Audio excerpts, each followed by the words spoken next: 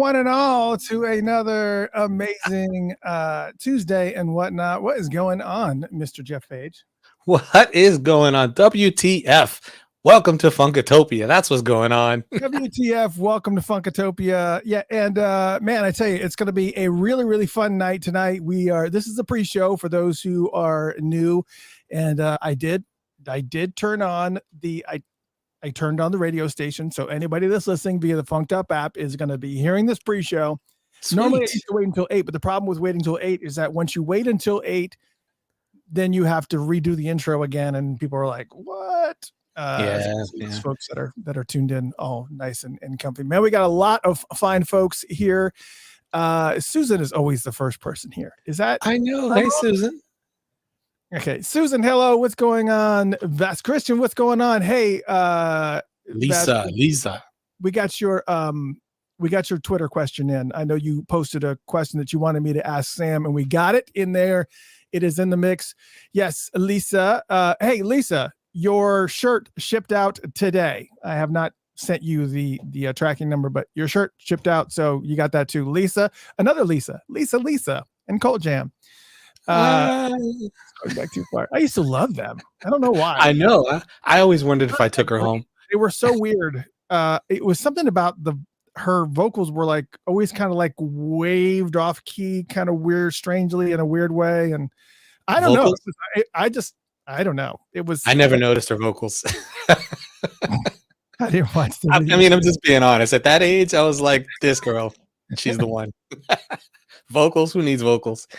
But it does every time I hear their music, it like takes me back, like crazy takes me back. Yeah. When I grew up, I finally appreciated it for real. Oh, yeah. The Cult Jam was awesome. So that whole mesh of guys and her, they did a great job. I can hear those drums, boom, boom, boom, boom. Right? Yes. Krista, Arlene, Martin, Chiaria, Aaron, what's going on? Aaron Frigo's in the house. What? Yes, of course. Greg's in the house. What's up from cold Milwaukee? Oh my gosh. Hey, Connie. Hey, Connie. Don't forget, you guys feel free to post where you're from so we can shout out your areas too. You know, it's all good. Yeah. Andre, what's up? And Connie, what's going on? Maxine, what's going on? All you fine folks, what is going on? And tonight we've got, we can't just read every single name that's here, but thank you guys so much for joining us. If you're listening on the Funked Up app, you can also watch this visually at facebook.com/Funkatopia and youtube.com/Funkatopia. Mm-hmm. And I'm seeing all these people that are sharing these locations that are like freezing cold or oh like, my gosh, I know. Well, we're in the middle of a slight cold snap coming back, right? It was 32 and it's going to be 27 or something tonight. So we're hitting it again. This is our last one, I'm sure. Yeah, but they got like a foot of snow coming. So, yeah, well, I mean, we don't. No. Cassandra, ATL's in the house. Of course, Atlanta's in the house. We're here. Yeah. Of course, we're always here. So this is the pre-show. For those of you who don't know, we normally start the show a little bit early before 8 o'clock, just so we can kind of give you a little bit of the news, and just say hello to everybody and make sure that you all are doing fine and dandy. Paula, Detroit in the house. I see you. Oh yeah, Fast Christian is London, England. So we got London, England in the house too. That's amazing as well. I love it. But tonight, as part of the main show that we'll be doing right at 8 o'clock, is the one and only Sam Jennings. Now, sir, for those of you who do not know, this is the gentleman who was pretty much did all of Prince's websites, with just like a handful of them that weren't. Everybody else, every other website I think that was created was just like one-offs. It was just, there would be somebody that would do it, and then they would do another website, then somebody else would do it. But at least there was like a lot of consistency with what Sam did. And of course, he was also one of the masterminds with Prince, behind the whole NPG Music Club, which we're going to be talking about tonight. We're going to be talking about all that stuff. We're going to be going through the websites, and we're going to be having a lot of fun at Prince Online Museum, which is going to be pretty cool. PrinceOnlineMuseum.com. we're going to be kind of reliving these websites, taking you back into time. We're going to do a little time capsule and whatnot. But yeah, no, Sammy was definitely the visual eye candy of the times with all of that. So yeah, anything when you go to those websites and when we go over them, you'll see that and be like, oh wow, I remember that. yeah, This is the guy. just the way that it was put together.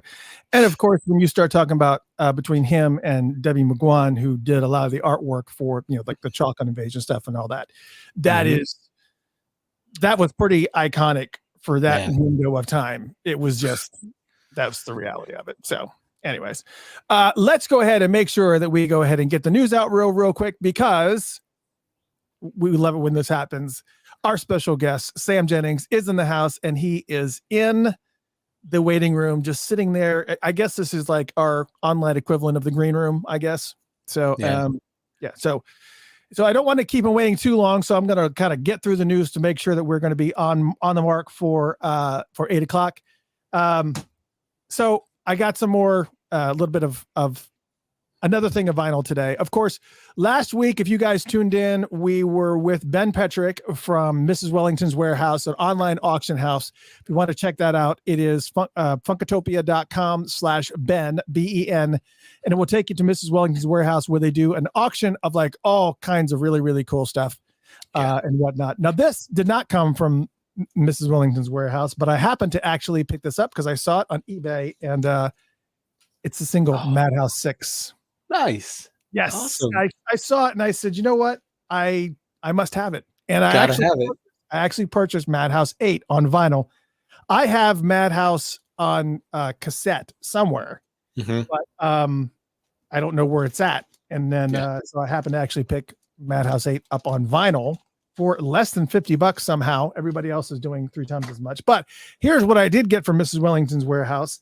I got a World Tour book, which is very, very cool. Mrs. Wellington's Warehouse. Very, very cool. And he helped me kind of expand my issues of Uptown Magazine. I got a couple duplicates in here, which will probably end up in, somewhere that you'll, like a drawing or something of sorts.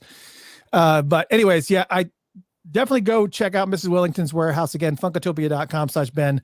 They got a lot of really, really cool auctions coming up. They got one for a 6x4 poster for the Welcome to America tour that's going to be being auctioned off. 6x4.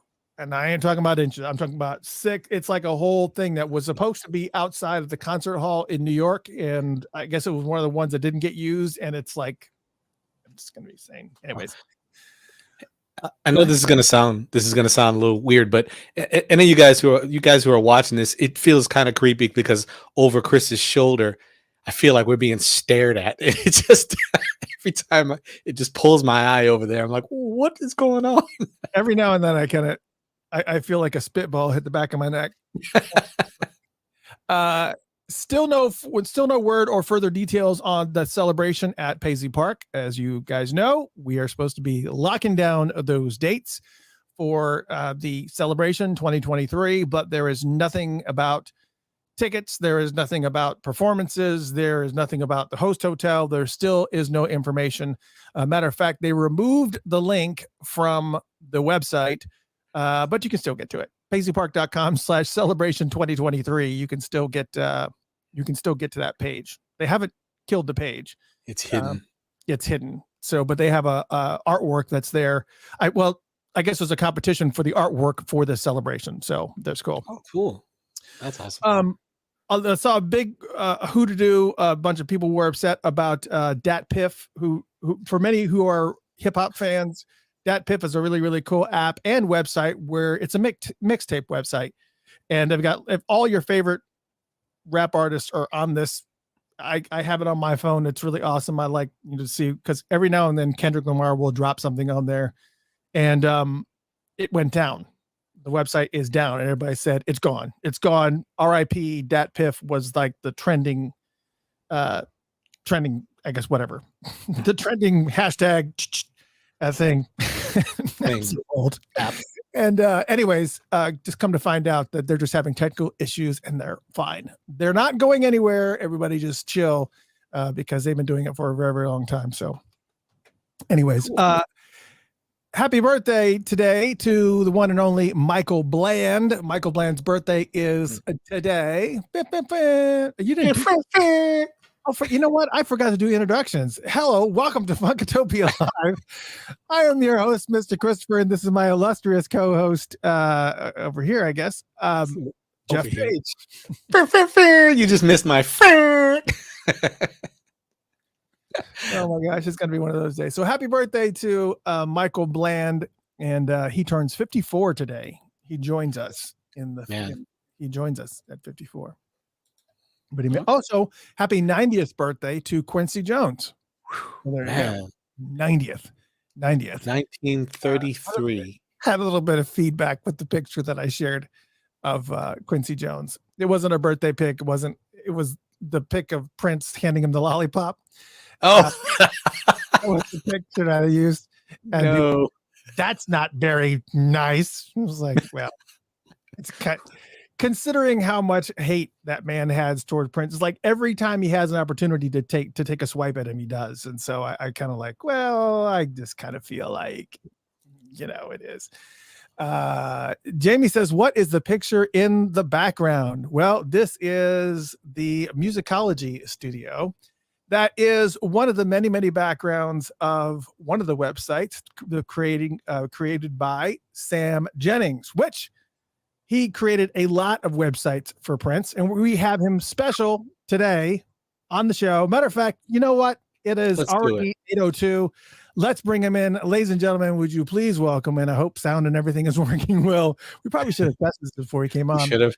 Mr. Sam Jennings. Hi. Can you hear me okay? Yeah, we hear you fine. Fine. How are you doing? Great. Doing good. Yeah, well, thank you so much for agreeing to come on our show. Some consider this a punishment, but it's actually a lot of fun. So, all right. So today we're going to kind of be discussing not only about the things that you've kind of been doing with Prince in the past, as far as all the websites that you've kind of created. We're also going to be using the Prince Online Museum, because for those of you who don't know, if you've ever been to one of the old websites, whether it be any of them, the old NPG music clubs, any of them, you can actually relive all of those websites right now on princeonlinemuseum.com. And you can just choose which one you want to relive. There's only like about a handful of them that aren't available for whatever variety of reasons, but most of them are there, and you can go through and you can even listen to sound files and everything that were previously on there. It's really very, very cool. We're going to do that tonight, and we're going to talk about it. But also your inspiration behind putting that together, obviously it's kind of like a little bit of an online resume, I would imagine. Man, you've been up to, just since the whole Prince stint that you did with all those websites, you've kind of been doing quite a bit of different things. And we're going to be talking about that too, as well. But we got a lot to talk to you about. But webmaster, designer for multiple websites with Prince, including 1-800-NEW-FUNK.com, loveforOneAnother.com, 3121.com, NPG Unlimited, NPG Online Limited. I don't know why I want to say unlimited. NPGOnlineLimited.com, and many others. And of course, working with Prince to come up with the idea for NPG Music Club and the different iterations that it went through. So many questions about all of those websites. So we are definitely going to talk about those, and especially NPG Music Club. But it's just great to have that pool of websites to kind of pull stories from. But, I also want to be respectful of your visit here and kind of talk about some of the things that you're doing now. Because, I'm pretty confident that some of those sites that you made for Prince led to many other opportunities and whatnot. Exactly. Especially since you're a painter as well. And yes, I'm sharing that because I want to hear about that too. All right. So, and we're going to give you like an opportunity to talk. I am curious, what are you doing now? Are you still involved in website development? What are some of the things that you're up to at the moment? Yeah, right now I work for an advertising company here in LA, and I'm also freelancing for other artists. So the main one I'm working with is Avril Lavigne right now, and I got to work on her most recent record and her website, and Yeah, so keep him busy. That's pretty awesome. And I also know we're going to talk a little bit about this too, because you also did some work with Pearl Jam, also, correct? Yeah, right after Prince, I went to go work with Pearl Jam in Seattle for a couple of years. So I kind of redid their whole fan club and got them sort of updated, got them on socials and all that stuff. That's pretty awesome. I mean, this certainly with all the websites that you created that were so ahead of their time at the moment. And we're going to talk a little bit about that. I mean, a lot of the websites that you designed were too far advanced for what the technology was able to bear. Right. And it wasn't that they were bad websites. It's just that most people's computers couldn't handle some of the things that were going on. Right. And, but out of all the websites that you created for Prince specifically, let's just go ahead and get it out there. What website did you like the least that had your name attached to it? The least? Well, I would say loveforonanother.com was the very first one I worked on, and it's a great site, but it's probably feels the least connected to what I'm doing now. It's kind of very dated navigation and very dated looking to me, but I mean, it's still a great site. But yeah, Love for Another, that was kind of like a testing our waters, really, before we really got into it. Yeah, and which one do you feel like you like the best? I would say the last iteration of the music club, the MPG Music Club. We closed it in 2006, and I feel like at that time we had really gotten it kind of up to speed to where I wanted it to be. We had added some navigation to it. We added some really cool mixer capability to some of the sound files. So it was really fun and interactive by the time we were done with it. How much lead time did you have per project? Like, were there multiple sites that you knew you had to do, projects coming up, or was it just like one at a time, boom, go? How did that work? Yeah, mostly it was just one at a time. Like I started working on Love for One Another, and then I got kind of pulled aside to make a new site for MPG Online, Ltd.com. And it was just kind of like, he would throw out these ideas, and then it would be up to me to figure out how to make that a reality. So it wasn't like a bunch of sites all at once. It was more like, okay, here's the site I want to do. Let's do it. And then once we did that, he's like, okay, now I want to change it to do this. And now I want to change it to do this. So it was definitely like a progression. Things never stayed the same for very long. And yeah, he always had new ideas to throw out there. Wow. And I guess that was a kind of question I led in with the technology part of it, because you obviously, as a website designer and obviously being aware of what people's computers can handle, most of the stuff that you guys did was pretty technologically advanced that were beyond what the capabilities of most systems were. How did you ever have to like sit Prince down and say, look, dude, this is like, we can try this, but what are some of the things that are going through your mind? Because you don't want to tell him no, but at the same time, you're like, okay.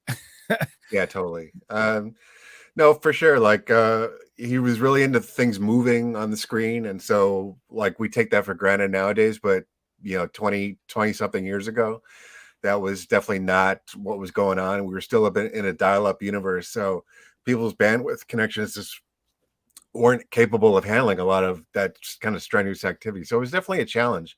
Plus, we're dealing with an international audience. So what works for me in Chicago might not work for somebody like in Prague or in, Brazil or something like that. So there was a lot of things to take into consideration. And, I think there was definitely, like with the MPG Music Club, we had that idea of the house and moving around the house. And he wanted that to be like a real 3D space, like a video game walking through a house. And there was just no way that was going to happen. And, we had to tell him that it's like, we can mimic something, like not close necessarily, but to get the idea, but it's not going to be a 3D walkthrough, like video game, like not now, not in 2001. That's just not going to happen. So that's an example of where we had to kind of scale it back a little bit. Yeah, did you know that right away, or did that take a little bit of time and effort before you said, yeah, we have to nix this? Well, I will say that I definitely looked into it because, like, whatever he said, it's like I was willing to give it a try. I was never going to be Mhm. like just straight up, no, I'm not doing that. I would at least look into it and research it a little bit, and then come back and be like, well, here's what I found, and it's just not going to work. Yeah, it's got to be like it's just got to be a struggle. Was there any? This is not on the list of questions, but these questions are kind of coming to me. Was there anything that he ever requested? Obviously, you said you just gave an example of something that he requested that you could not do. But is there anything that he mentioned that you were like, yeah, it's possible, but I don't know how to do it? Like, did your skill set really get kind of pushed to the limit as far as some of the things that he was requesting from you? Oh yeah, like I think once he got to work with you and kind of trusted you, he would encourage you to do more and kind of say like, well, this there's something that needs to get done. Maybe this guy can do it, and um, who I'm working with already. And so he did give me an opportunity to try a lot of different things, and Mm. from there, that's how kind of I expanded from just doing websites to like doing the CD packages and tour books and all that stuff. And he even gave me a shot to try photography, which didn't really work out, but at least he gave me the shot to try it. It was back when cameras were a lot more complicated than they are today. Right. And I just couldn't quite get the knack of it in time because it was very rushed. But um, he was willing to give me that opportunity and give it a shot. I'd say as far as the websites go, he was very much about having things in house. So at one point, he wanted to have the actual MPG Music Club servers in Paisley Park, and I told him, "Well, I don't think that's a good idea, and also I have no idea how to do that. To build the hardware infrastructure to handle a major site, e-commerce website out of Paisley Park, which is isolated in the suburbs of Minnesota. I don't Mm. know. That was beyond me how to figure that out, but I could find people to try and make it work if we were really going to go down that road. Right. Or possibly a blizzard that would take out the power and then Right. really. Yeah, that's the people we had doing our internet service back then had whole networks all over the country and all over the world, and to try to explain that to him, that just having a little machine operation out of Paisley Park just wasn't going to cut it. That was he didn't quite grasp like why we couldn't do it that way. So, yeah, it's just crazy. Well, let's take a look at some of the sites. Now, this first one, obviously, I don't believe you were a part of. This is actually the dawn.com, obviously. And some people are going to see these images and go, "Oh my gosh, I don't know." Jeff, maybe you're different, but I don't know that I ever saw this website live when it was out there. I never did. Yeah, so this is the dawn.com, and I know there's going to be we've got a lot of fans out here. Not that we aren't fans, it's just that for whatever reason, it was just kind of do you remember laying eyes on this website and what your thoughts were regarding the site?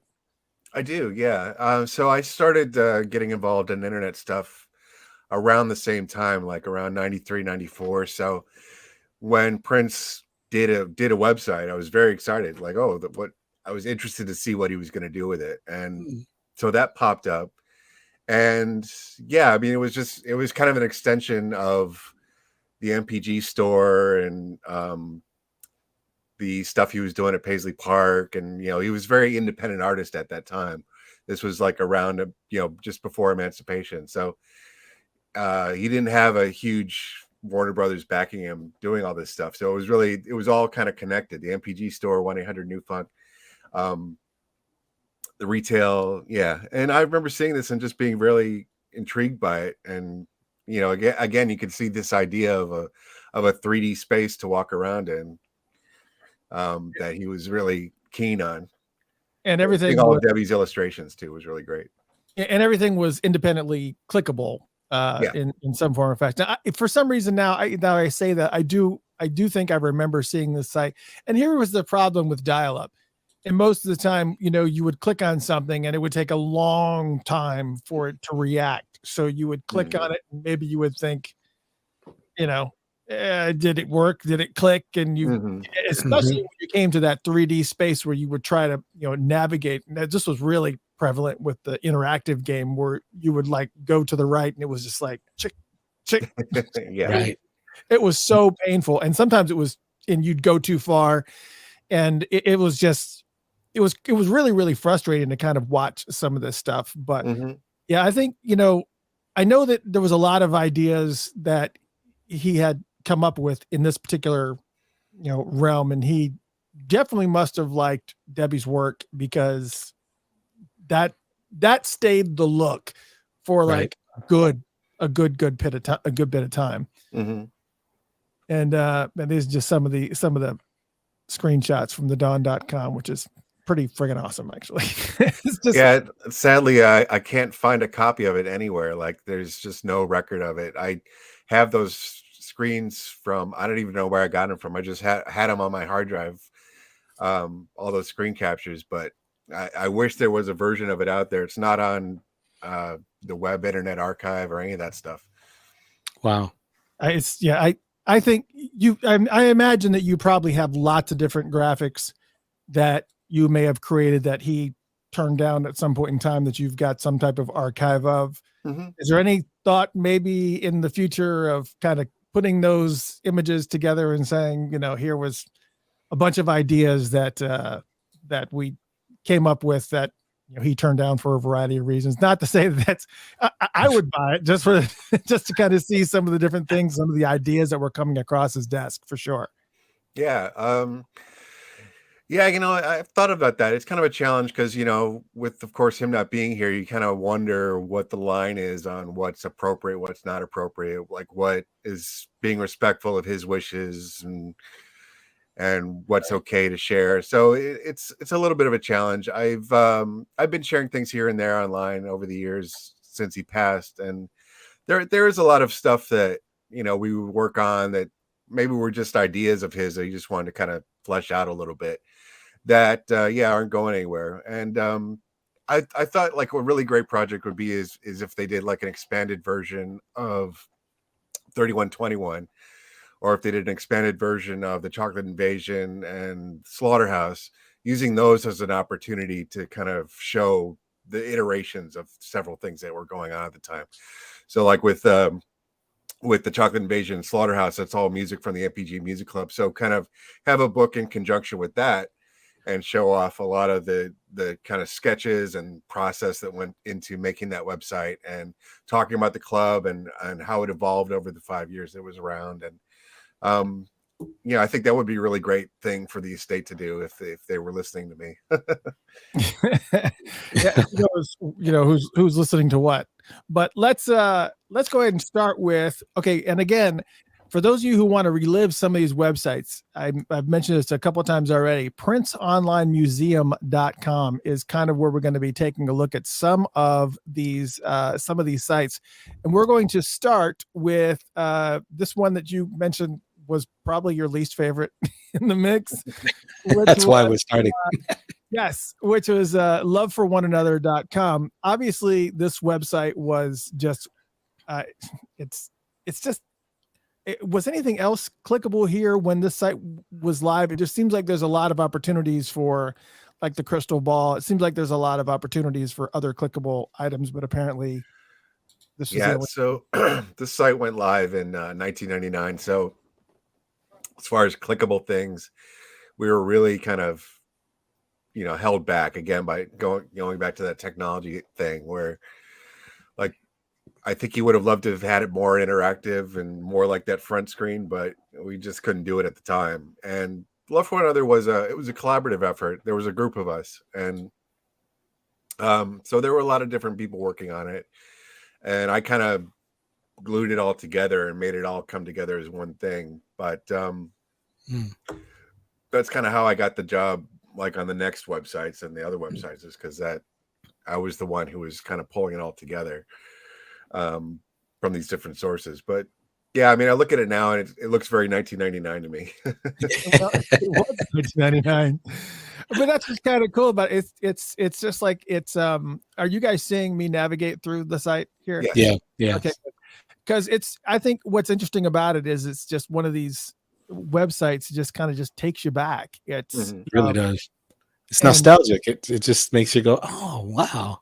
Yeah, and some of these things, I don't think everything is clickable, and like some of the sound files are in place, and some of them are still not. Like the one, like the musicology board that I have in behind me, there is one of the websites that actually has the board where you can actually move tracks up and down. And if I remember correctly, when I was going through PrinceOnlineMuseum.com, that functionality for that feature was still available, which is actually really, really cool. And there's just so many different, it's just amazing to me that you were able to kind of keep, I mean, all these things that, how much of this stuff did he actually write? Well, I would say as far as those are concerned, I mean, most of it was definitely coming from him.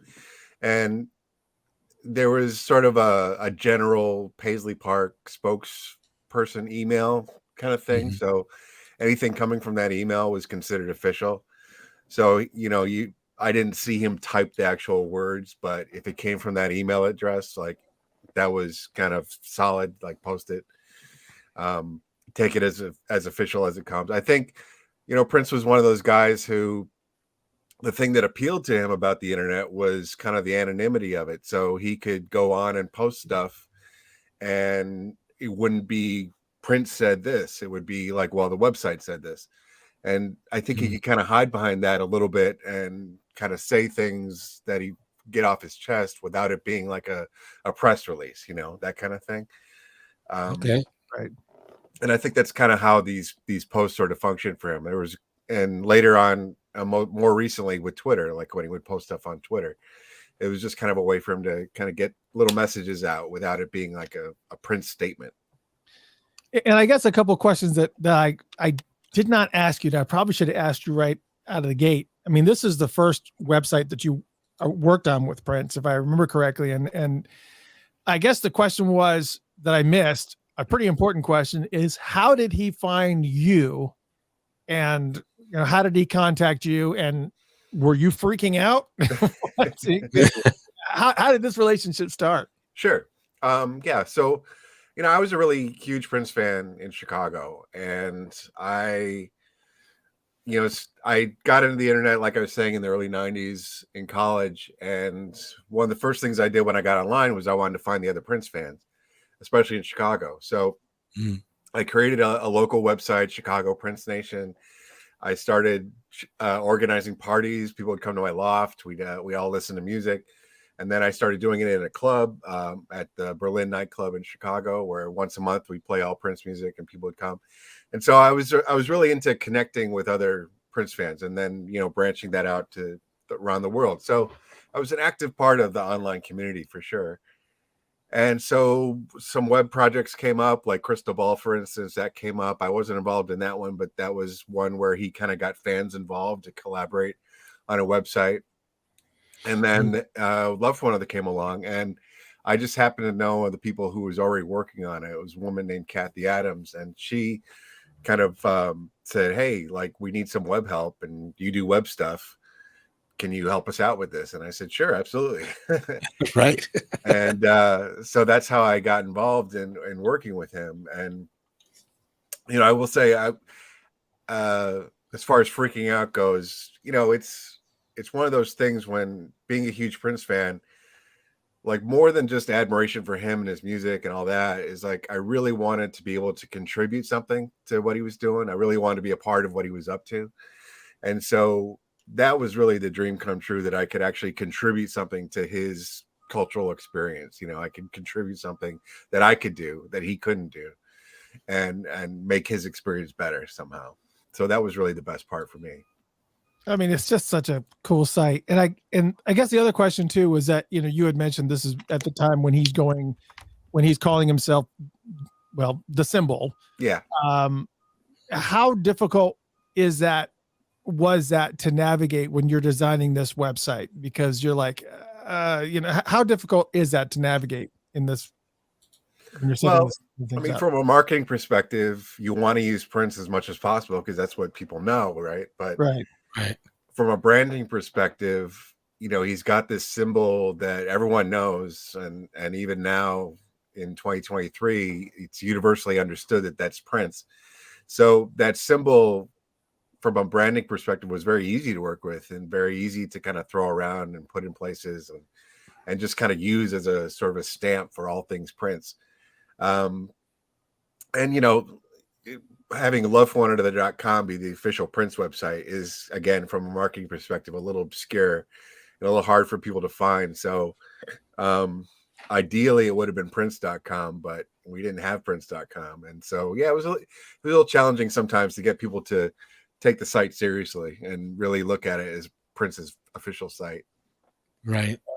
It's just a lot. It's just, man, when I think about all the work that you've done with Prince, and this is just the tip of the iceberg. This is the first website.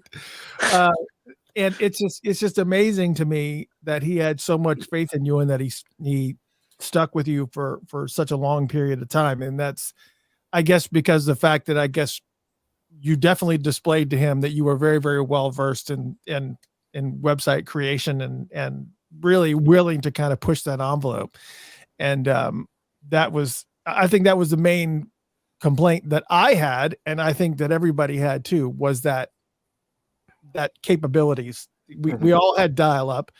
Some people had 14.4, some 28.8, whatever it was. The Zoom modems. The Zoom modems. Yeah, it was just like I can't remember which website it is, but I hope that God we stumble on it during the night. But there was some statement. I'm sure we're gonna hit it, but it was some website where you clicked on it and it says, "Are you sure?" Some of these websites are like 256K in size. At the time, that's just. I mean, it's just crazy to think that a quarter of a meg was like, you had to really think, do I want to go to this page? This is really going to screw me up. Well, I've even run into issues with the Prince Online Museum because Chrome and a bunch of other web browsers decided they don't want to use Flash anymore. So everything we did was in Flash. And when I put the sites back online, it was all in Flash. And then all of a sudden the browsers don't want to support Flash anymore. So that's why some of them aren't working at the moment, because I haven't found an alternative. Stacy mentioned blue light. I forgot all about blue light.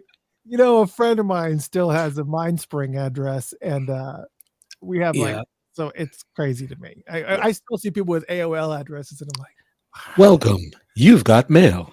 That was Prince's email was AOL for years. Oh my gosh, it is. Yeah. Like for all you youngins. You youngins. Look at Patricia was saying down. The youngins will never know the struggle. Yes, it was a struggle for sure. It absolutely was a big struggle. Yeah. There was you had mentioned the Flash scenario, and that there is now another app, another plugin that you can use for Chrome called, was it Ruffle or? Yeah, Ruffle. And so I'm going to share the next website, because this Love for One Another ended up shutting down, and that happened in I want to say, I'm trying to close any unnecessary windows here because I'm trying to kind of keep some of the craziness to a minimum, obviously. All right, let me make sure I close everything. That website, Love for One Another, closed January 1st, 2000, correct? I want to say that when that stopped, and it was replaced with a one song video, which was like a lyric video for one song. Right. And you actually created that too. Now, have you ever made a video before? Like anything like that? Nope. And I think I got the music before I even got the lyrics. So like I had the song and I just had to guess the lyrics. Eventually he gave me a lyric sheet, but at first I kind of had to figure it out on my own, like what the actual words were, which you'd think wouldn't be that hard. But when you get down to like very specifics, it can be a big deal if you get something wrong. It matters. Oh my gosh. Yeah. So now obviously Love for One Another still does exist in the charitable side of things. The philanthropic stuff still exists at l4oa.org, which is run by Maite. I think Gilbert has some involvement in it as well. Taika, Kirk Johnson. So the charitable side of Love for One Another still exists. And so if you're that really appeals to you, that side of, the charitable side of things that he was doing, you can still donate and help there. They still do a lot of really great things there. Now, in the timeline, 1-800-NEW-FUNK, as you had already mentioned, was in this mix that started online, I guess, in about 1997. But we'll come back to that, because first, I do want to make sure that we chat about which the one that I always can't seem to where it is, NPG Online Limited. I don't know why I always wanted to say Unlimited. Yeah, but so NPG Online Limited. And again, for those of you who are just joining us tonight, we have very, very special guest, Sam Jennings, who is the gentleman who is the webmaster and designer for a lot of the websites that Prince had online. And we're kind of going through a lot of them here with him. And if you're happen to be listening on the Funked Up app, please make sure you go to facebook.com/Funkatopia or youtube.com/Funkatopia. And you can actually visually see these websites, because Sam has put together princeonlinemuseum.com, which kind of recreates all of these websites. So you can actually go through them and you can relive them and take yourself down memory lane. And this is one of them, NPG Online Limited. And tell us a little bit about, just a little bit about that. What is this? I see love for one another link down here. What does that take you to if the website's dead? I guess well, it would take you to the one song thing. So, I mean, now it links back to the other site, but at the time it would go back to the one song video. But yeah, another thing to point out about this site is, besides dial-up and slow internet, also screen resolution was a lot smaller too. So this was actually pretty standard size at the time for a website. It looks really small now. 640 by 480 or something. Yeah, exactly. 640 by 480. So it looks small now, but that was like pretty normal back then. This is 2000. So I can't even imagine using this website on a 14.4 dial-up or anything. It's just amazing to me that I mean, just seeing the word visuals on a dial-up and you're like, okay, deep breath, let's see what happens when you click on it.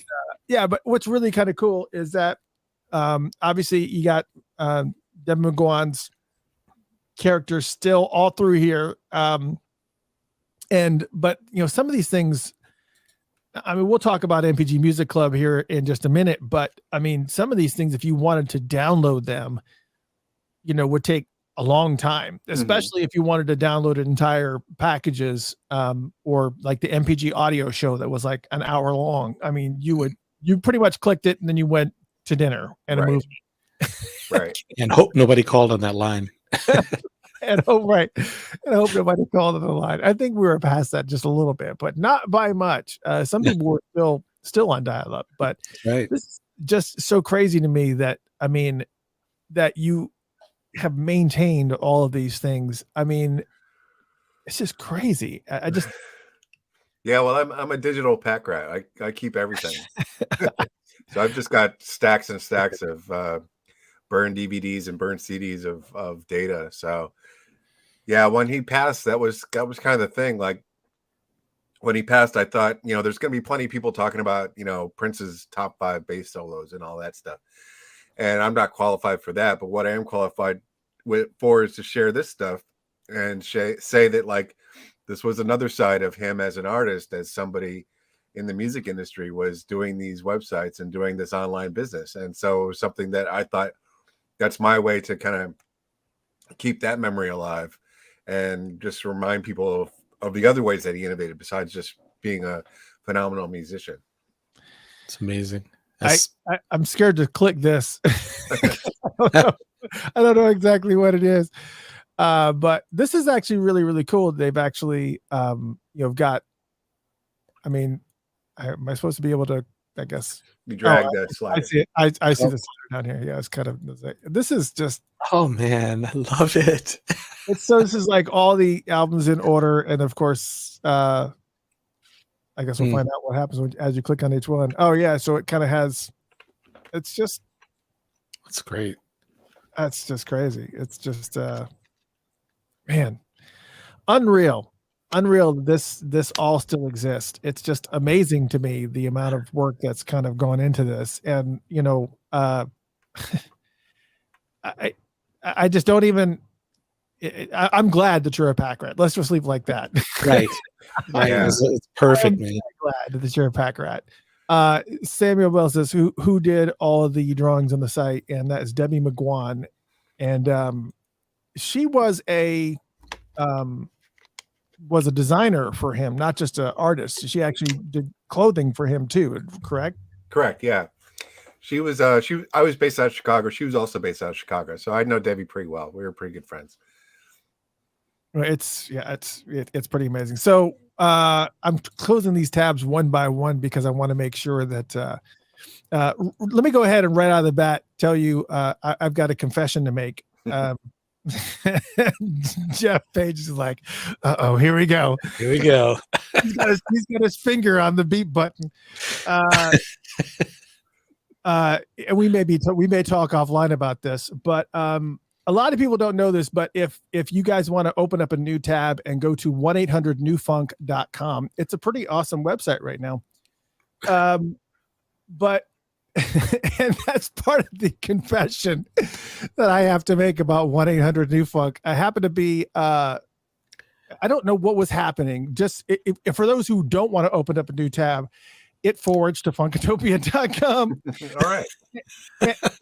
I don't know exactly how that happened. I mean, I know how it happened. I don't know how it became available in the first place. It was like I happened to be in GoDaddy's domain auctions, and I was just scrolling because that's what us website designers do. Or like, what cool thing that I'm not going to have time to build is here.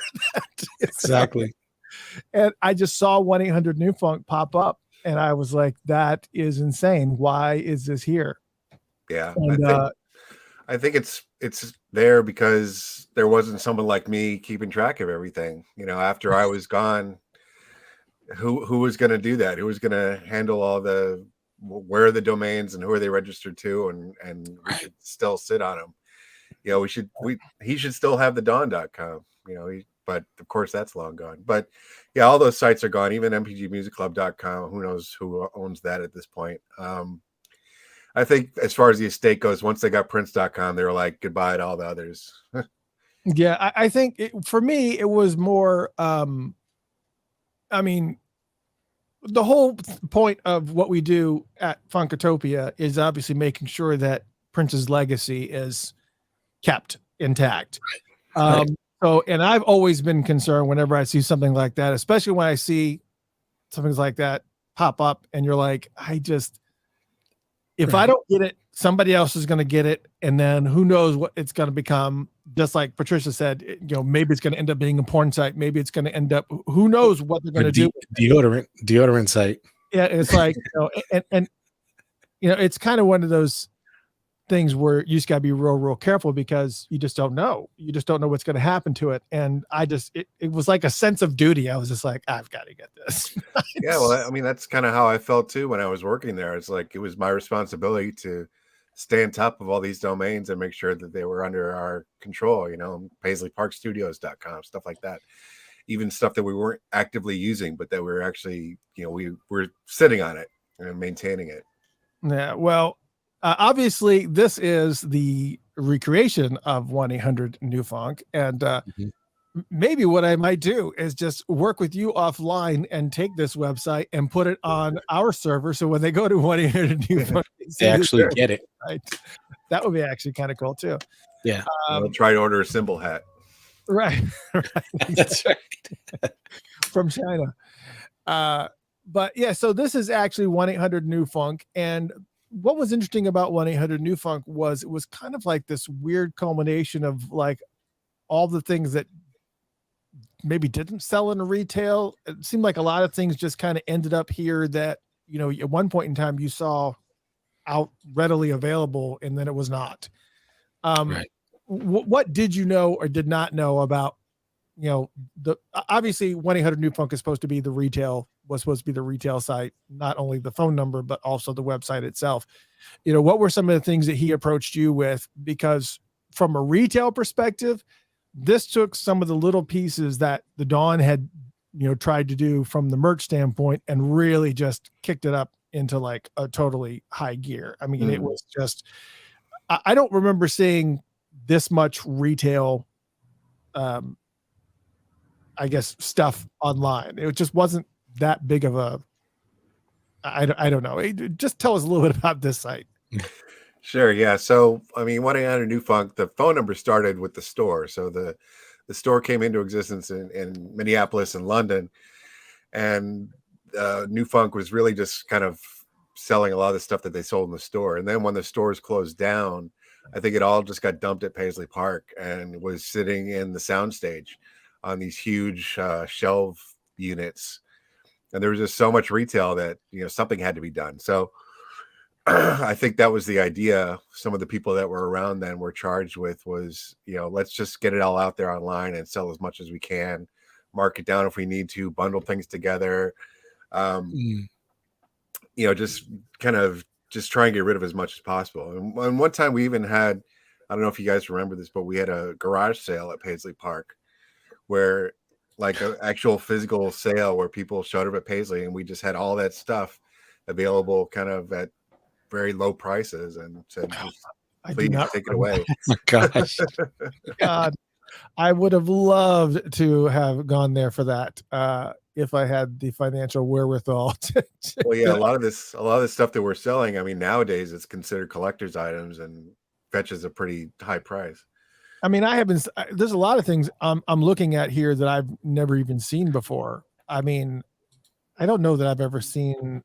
I mean, some of the stuff I guess I've seen, but some of these just have versions that I've just never seen before. And again, if you're just joining us, we have Sam Jennings, who is one of the masterminds behind most of the websites that Prince had online, and we're kind of going through them one by one on the collective website that he has at princeonlinemuseum.com, where you can kind of relive your past and kind of go through these websites. It's really just, you could spend so much time here. It's amazing to me.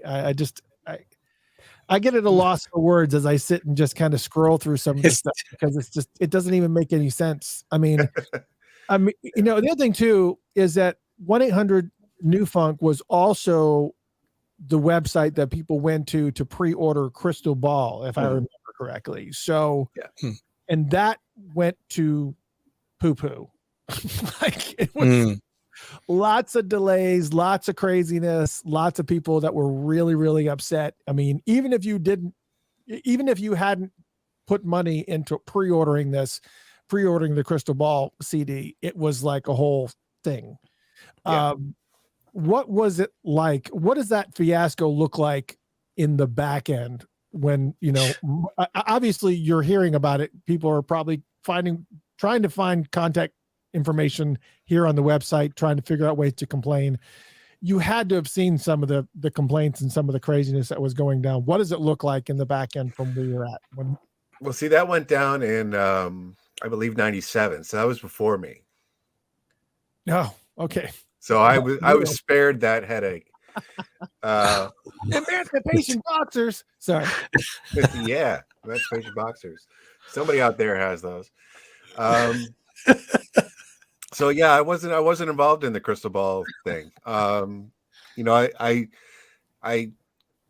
was a little involved in the web thing just to kind of at the start, but then I didn't really follow up on anything in there. But yeah, like that was a whole other fiasco that I was not a part of. Well, I mean, and you did come on board at some point in time when this was kind of moving along. I mean, right. Right. So I came on at the end of 98, beginning of 99. And so, yeah, 1-800-NEW-FUNK.com was definitely still going. So what were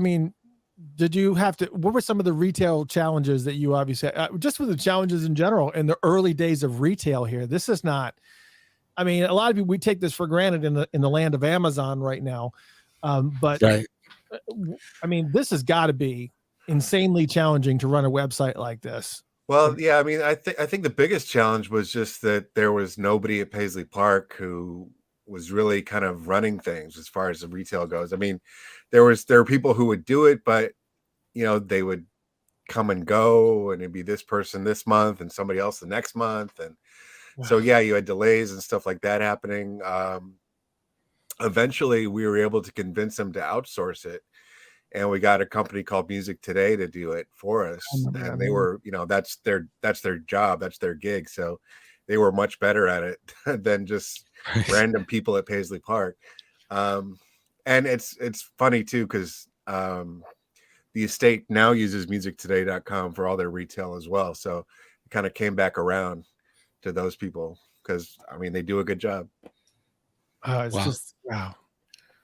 I just It's that's just, yeah, it's one of those where once you're on this, you just can't stop looking. Like, what else? What else can I see? What else do I want? And then, and that's the point of a website. You want them to stay on as long as possible. So, you know, Well, yeah, and like it's really is something, a rabbit hole you can really go down. It's like, well, right. what was he up to in 2000? What was he doing in 2003? That's why we put it in the form of a timeline, because just to kind of put it in the context of what was going on with him, what was going on with the internet, what was going on with their culture, post Napster and all that, before streaming. Yeah, I mean, it's an interesting site for sure. well. And Like you speaking said, of the that, show. now that you bring up Napster, you were, I mean, there had to be some feedback that was going back. I mean, you had to hear stuff directly from Prince regarding Napster, and and how that affected his ability to kind of push his music on his websites here. What were some of the things that you heard directly from him?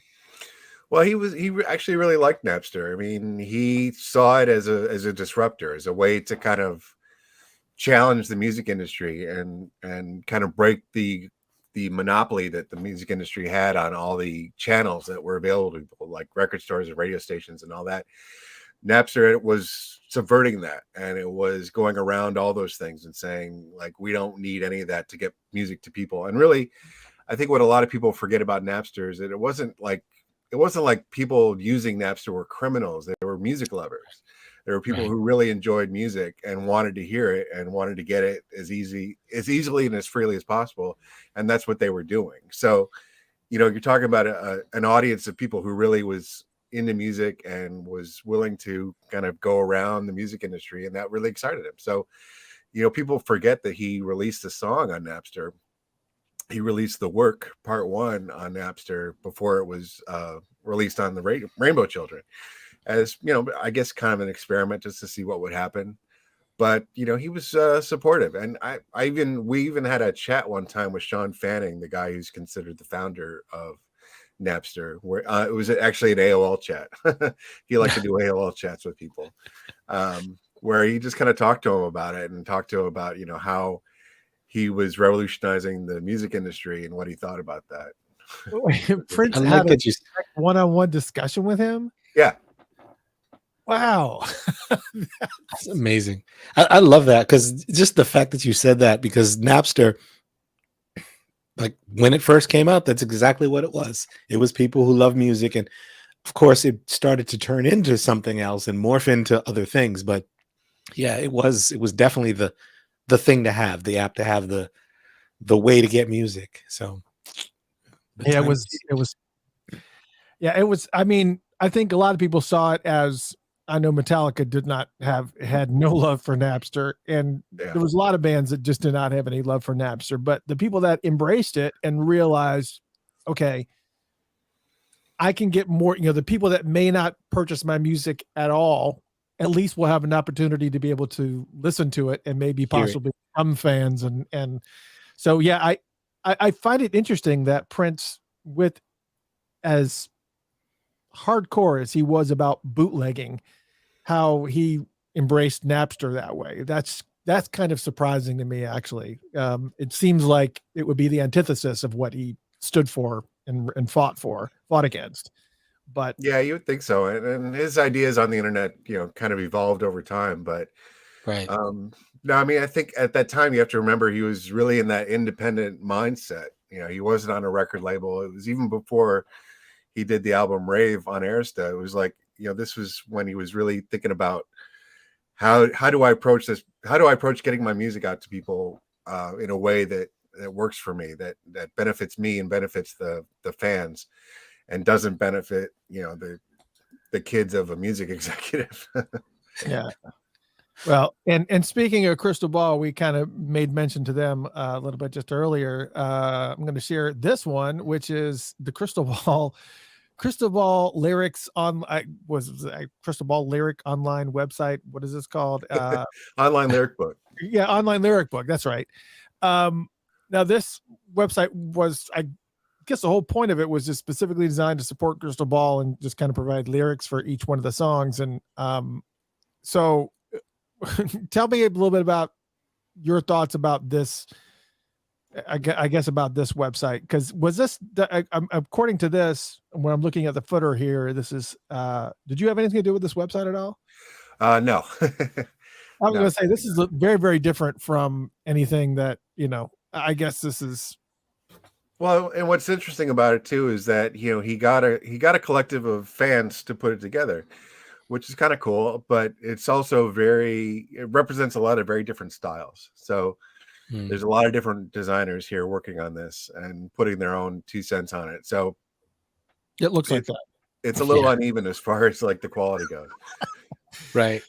Yeah, and it just seems like, okay, we're gonna do this website that's doesn't really have any other purpose than you do a page and you do a page and you do a page. And you get a page. Yeah, totally. If you are listening on the Funked Up app, God bless you.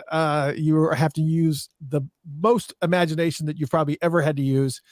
It's much better if you can visually join us on Facebook.com/Funkatopia or YouTube.com/Funkatopia, and you can actually follow along. We're actually going through all these very, very cool websites on PrinceOnlineMuseum.com, along with our special guest, Sam Jennings, who was the creator of a lot of these websites, not that one, which is the Crystal Ball online lyric book. Probably the most clunky title out of all of them. So now we get to talk about what many people have questions about, and a good portion of our audience here is probably very, very familiar with, which is one of the reasons why I'm wearing the shirt, is the NPG Music Club. Very, very cool. Now, the NPG Music Club went through like a lot of different iterations. I want to say like about five or six iterations, something like that.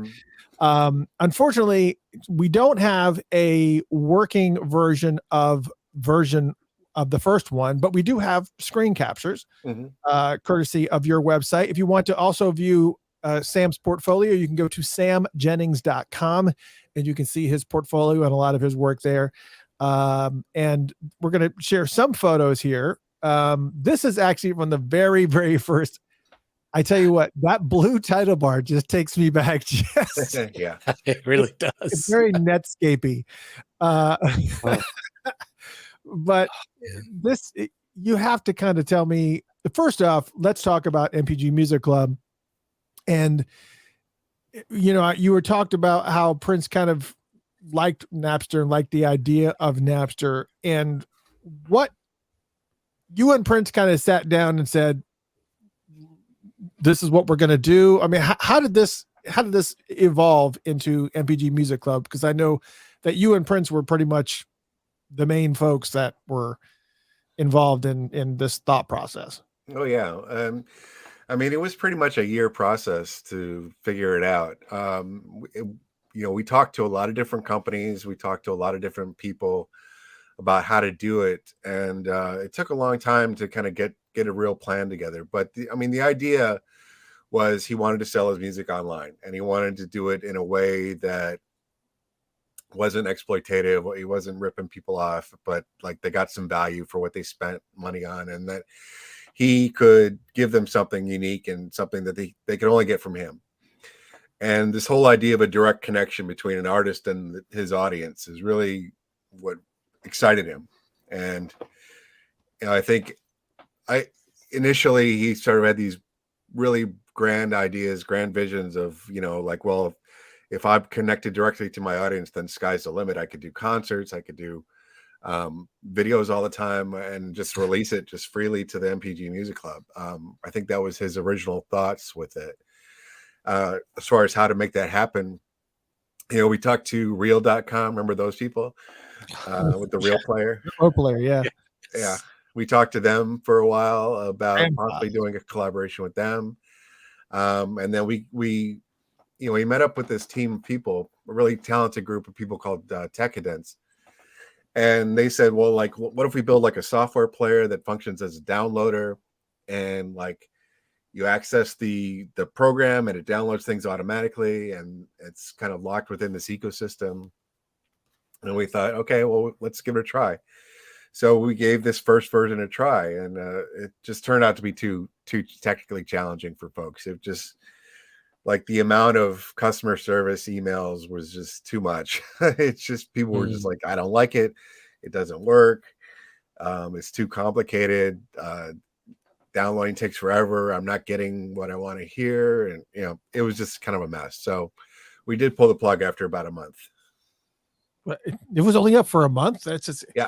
It actually, that's not surprising to me, because I don't think I remember seeing this version. I think I remember seeing version 2, which we actually do have a live working version of, which we're going to pull up here in just a second. But I guess one of the questions is, maybe I should save this question for later, but I feel compelled to ask it now.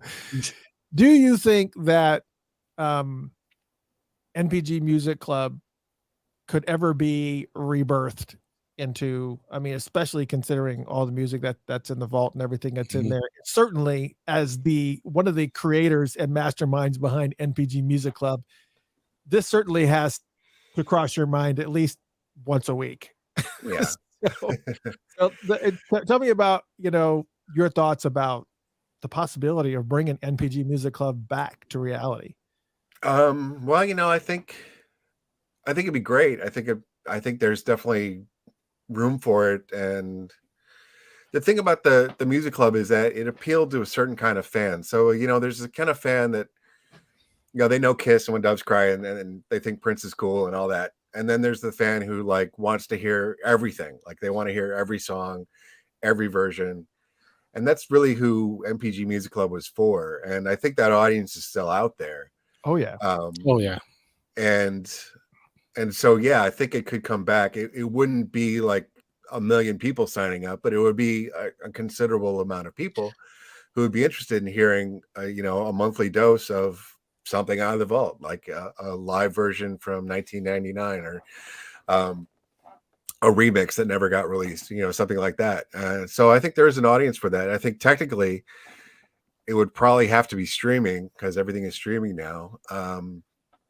So yeah, you have to figure out, are people fatigued from subscribing to 1 million different services? Like, would they want to put up another $7, $6, $5 for another service after already spending money on Spotify and all these other things? I would say, what you're going to consider is you do a VR world, and you bring it up to the next level of what technology is. And then you've got people, in VR that are just overwhelmed with all this stuff. And you'd be surprised at the new audience you'll get, even, with the old people coming in, and not old, but you know what I mean?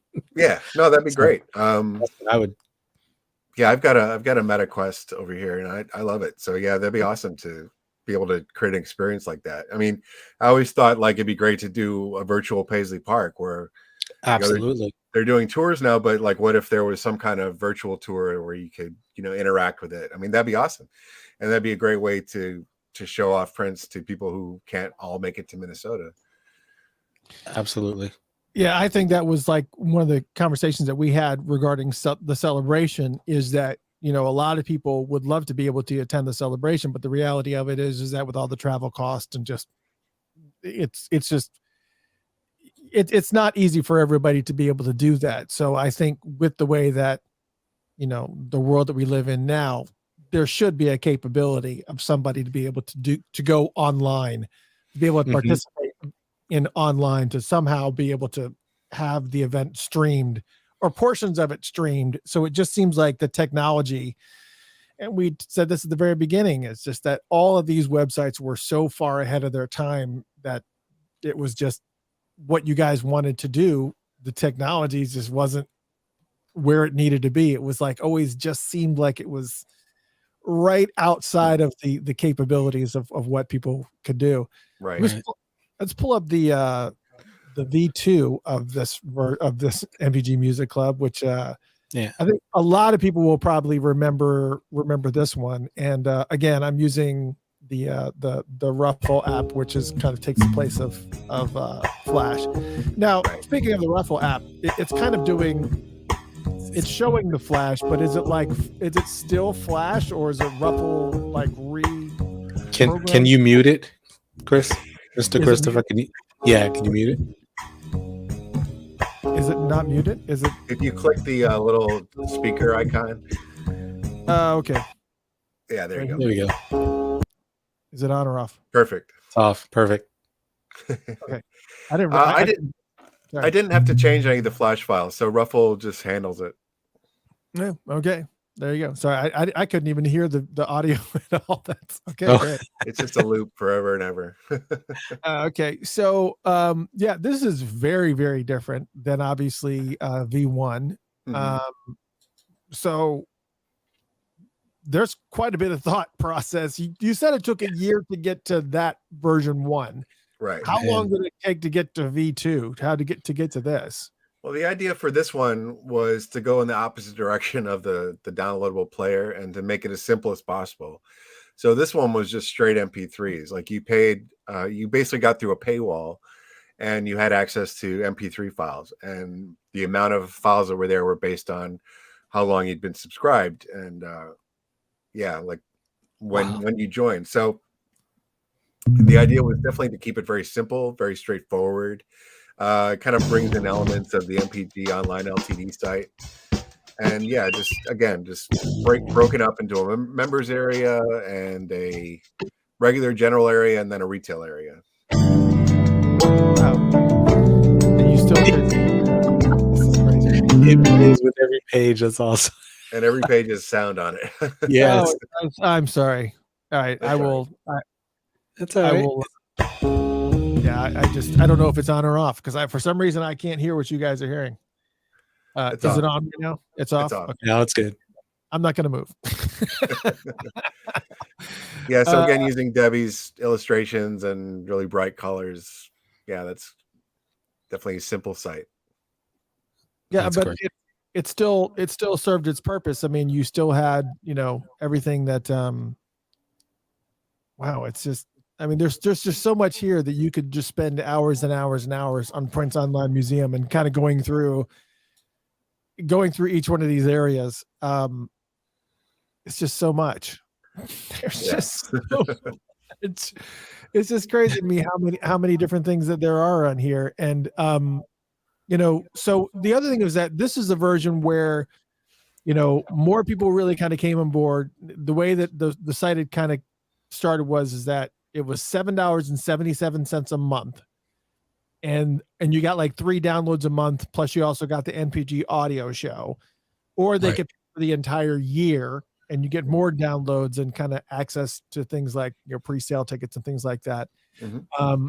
And one of the things that I do remember, we're talking about the technology part of it, is how long it would take to download the audio shows or kind of the downloads in general.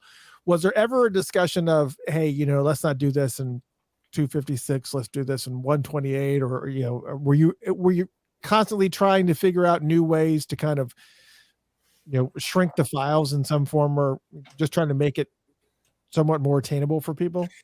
Yeah, and I do believe we did offer a couple different versions for people. So like we did offer a higher resolution file versus a lower resolution file to give people options. With an hour-long audio show, there's not a whole lot you can do. I mean, nowadays that's a podcast and people will stream it. But back then, yeah, like there wasn't any way to stream it, so you just had to download it. And yeah, it was.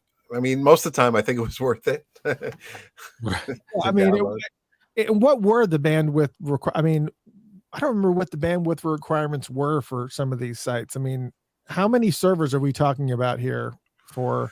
Yeah, well, that was always an issue. Like, because back then, internet service providers, they had their limitations also. And for those first couple of years, we were working with local people in Minnesota, and for the most part, they did a good job, but every once in a while there'd be like a pre-sale, or there'd be some new release or something like that, and the site would crash. And it would be frustrating because that's were just the limitations of the time. If a million people hit your site at the same time, like, it's probably going to crash, which is a little hard to imagine nowadays. It takes like 20 million and Beyonce tickets to make a site crash, but back then it was a lot easier. And yeah, it was definitely a challenge. I can remember a few times where Prince would say, okay, I want to release a song, let's put it up tonight. And I'd say, okay, let's just tell people that there's something new coming and it's going to be up at some point. And he'd say, nope, tell them it's going to be up there at 7:00. I'm like, okay, I know it's going to happen at 7:00, but okay. And sure enough, the site would get really slow or might crash. But yeah, that was always a consideration back then. Yeah, I never really had. I always had shared server. What does Lang say? That's where I bought tickets to musicology. Yep. Yeah, you didn't find out your location until the day or before. Hey, front row center is always good. But yeah, that's I never really. I've always been on a shared server. Funkatopia always had. I had to move recently, and the first time I had experienced something like that was because of Prince. I had a server guy. The server guy called me, who I just happened to have a friendly relationship with, and he said, we think that your site's being hacked. We think it's like a denial of service attack, and was like, I don't know what. And then he called back like 10 minutes later. It was like, never mind, we figured it out. I was like, well, what was the problem? And he goes, Prince tweeted about you. Yeah, that'll do it. That'll do it. Yeah. So then I had to move to a VPS, and so now we had to kind of move. We kind of had to move around so that kind of thing happened. Kind of brought it down to a minimum. Let's go to the next version of this site, which is actually pretty cool. This is, I guess, what version? I don't know what this would be called. It's the first version of the house. Yeah. I think so. Well, this was actually a longer. It was a longer site, I guess. Again, let me know if there's any music playing or not. Oh, that's the same one, actually. Is it really? Yeah. Oh, does it play music? Probably. No, it's the music. There it is. Oh, there it is. Now I can actually hear the music this time around. Yeah, I could see how that would be irritating. So that's okay. So that's the newest. That's the other version. I thought that I got all these. Let's go to the next one. Let me see if maybe this is the one. Sorry about that. Hey, if that's the worst thing that happens tonight, I'm good. Right? Take it. I'll take it all day long. All day. All day. Yeah, I think it's this one here. Yes, this is. I guess we'll go inside and see what it is. That's the same one. This looks like, yeah. Why are these all? Yeah, okay. I think what. All right, let's just go. Let's the other one. I'm just going to keep on going until we hit one. It's like, yes, there it is. Because there's so many different iterations of this. Right. You ever get the feeling there's somewhere you're supposed to be? Yeah. So, the Earth is flat. The Earth is a unique sphere. Okay. I don't know what any of that stuff really means. I mean, you just give me these things and say, put that in there. I'm like, okay. Yeah. So, what version of MPG Music Club is this? So this is another one that has a lot of audio. Yeah. So this sound is effects. 2002 version. The first version of the house. So this is when we introduced the house navigation thing to people. And it was. Is there audio playing? There's a little water thing going. But it's an interesting site. Yeah. So yeah, it just seems like there's a lot here. But this was obviously like the 3D, right? The 3D site. This is kind of the one that was really tasking, I guess, on a lot of a lot of people's computers in variety of different ways. Because graphically, there's so much that's happening. Right. I'm assuming if I click the speaker, music's going to happen, unless this music is already happening. It's already It was. happening. You get it. I'm like clicking all these ear things to see why I can't hear what you guys are hearing. They usually make sound, yeah. Yeah. So, yeah, I think, one of the things that's kind of, cool about, this site is you can kind of go around to the different locations and there's just so much going on and so many different hidden areas. Was there ever an area that he kind of created that you were like, nobody's going to find this? I think it was like most of the site. Really? Yeah, like the discography, I need to update that. There's definitely things about the site that I need to update. The information isn't feeding into the tapes, but normally you'd see like all the discography and different things about the releases. But yeah, that when we first were building this this sort of house scenario, he had ideas on where things should go and how things should be, but he didn't want to make it like super obvious on how to navigate it. Like I was a big advocate for let's have a site map where people can go and they can find what they need to right away. He said, well, no, if you were in an actual house, you wouldn't have a site map where you could just jump from room to room. And I said, okay, but it's not going to be very easy for people and they might get frustrated. He's like, well, that's okay. So yeah, there's a ton of stuff. I think that was sort of fun for people to go through each room and just try and click on as much as possible. Everything that we put up there, people found. Like there was no hiding anything. Oh yeah, the hardcore Prince fans are going to click on absolutely positively. Absolutely, and it feels so much like a museum, like an adventure. Like I need. What does this do? What does this mean? So Right. I mean, you want someone to stay on a site for a long time. That's how you do it. Like you said, the Prince fans, anyone, we're gonna click a wall just because it's a wall. We don't know why. There's a step right there. I'm gonna click it. Yeah, definitely. And I think this may actually be going out of order here. I think this is the one that I was trying to get to here was this one. Was this the latest one or which one was this? Yeah, that was the latest one. So that's like 2004, 2006. Yeah. Yes. So this was when that wasn't one of the last sites that you did. What was the last site that you did with Prince? The last site I did was 3121. Yeah, we'll talk about that one in a second. But yeah, so is there sound playing on this? I don't know. Why am I not hearing the sound? There would be if you click the ruffle button, but it's not playing right now. No, this time you had an option to turn it on. That's good. Yeah, so we're not going to do that. Yeah, because there was a lot of things. I think this is a site that I remember that actually had this is the background that I currently have behind me. Awesome. Yeah, but you could actually each one of these individual panels here that you could click would take you into the file and you could mix certain parts of it. How challenging is this to create from I guess from a technical standpoint? Again, we're talking about something that's almost 20 years ago. Is this difficult? Is this, I mean, obviously you can, turn things up and down. How difficult is this? It was pretty challenging. I did a sort of initial version of it at first, but I realized that the flash skills that were needed were beyond me. So I got a really talented guy named Ash Warren to work for us, and he really kicked all the flash into high gear.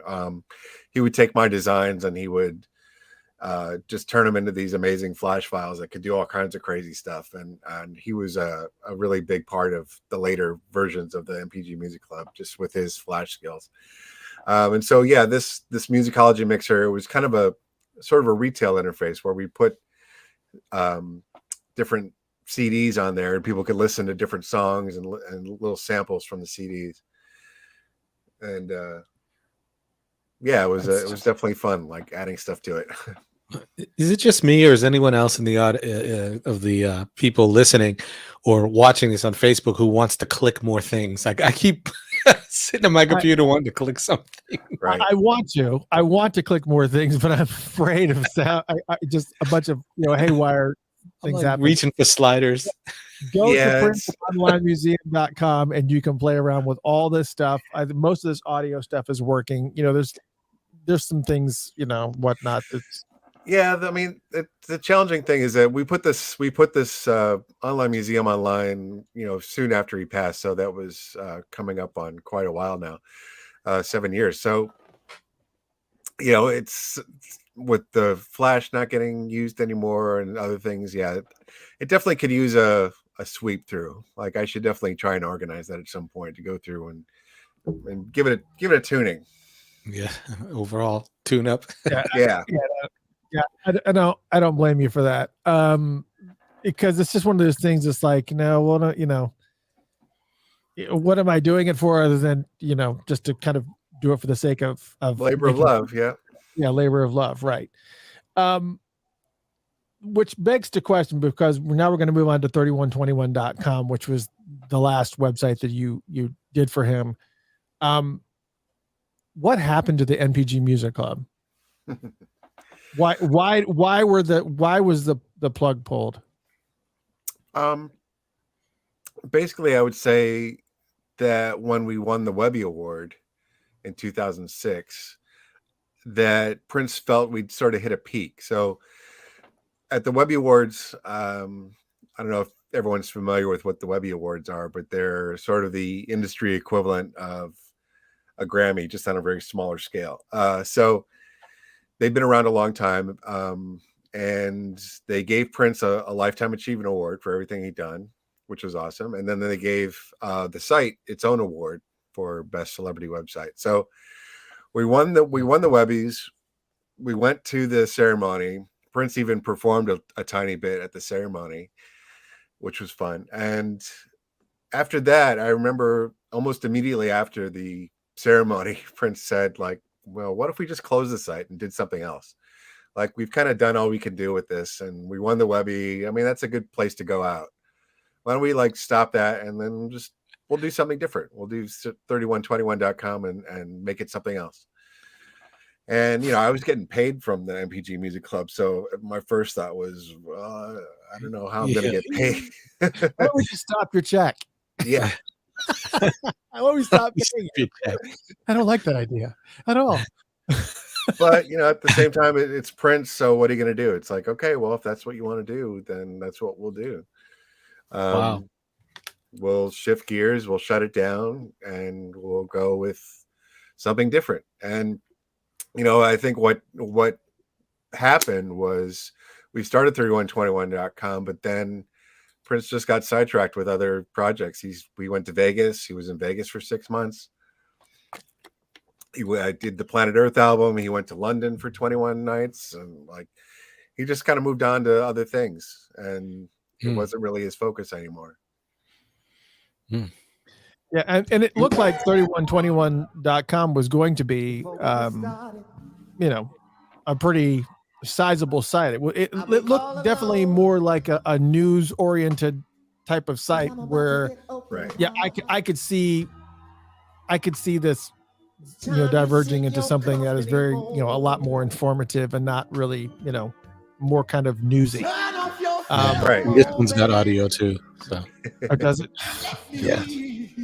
Of course it does. All right. So sorry. So what is quickly? Is it loud audio where you can't hear anything, or? Actually, there's a pause button here.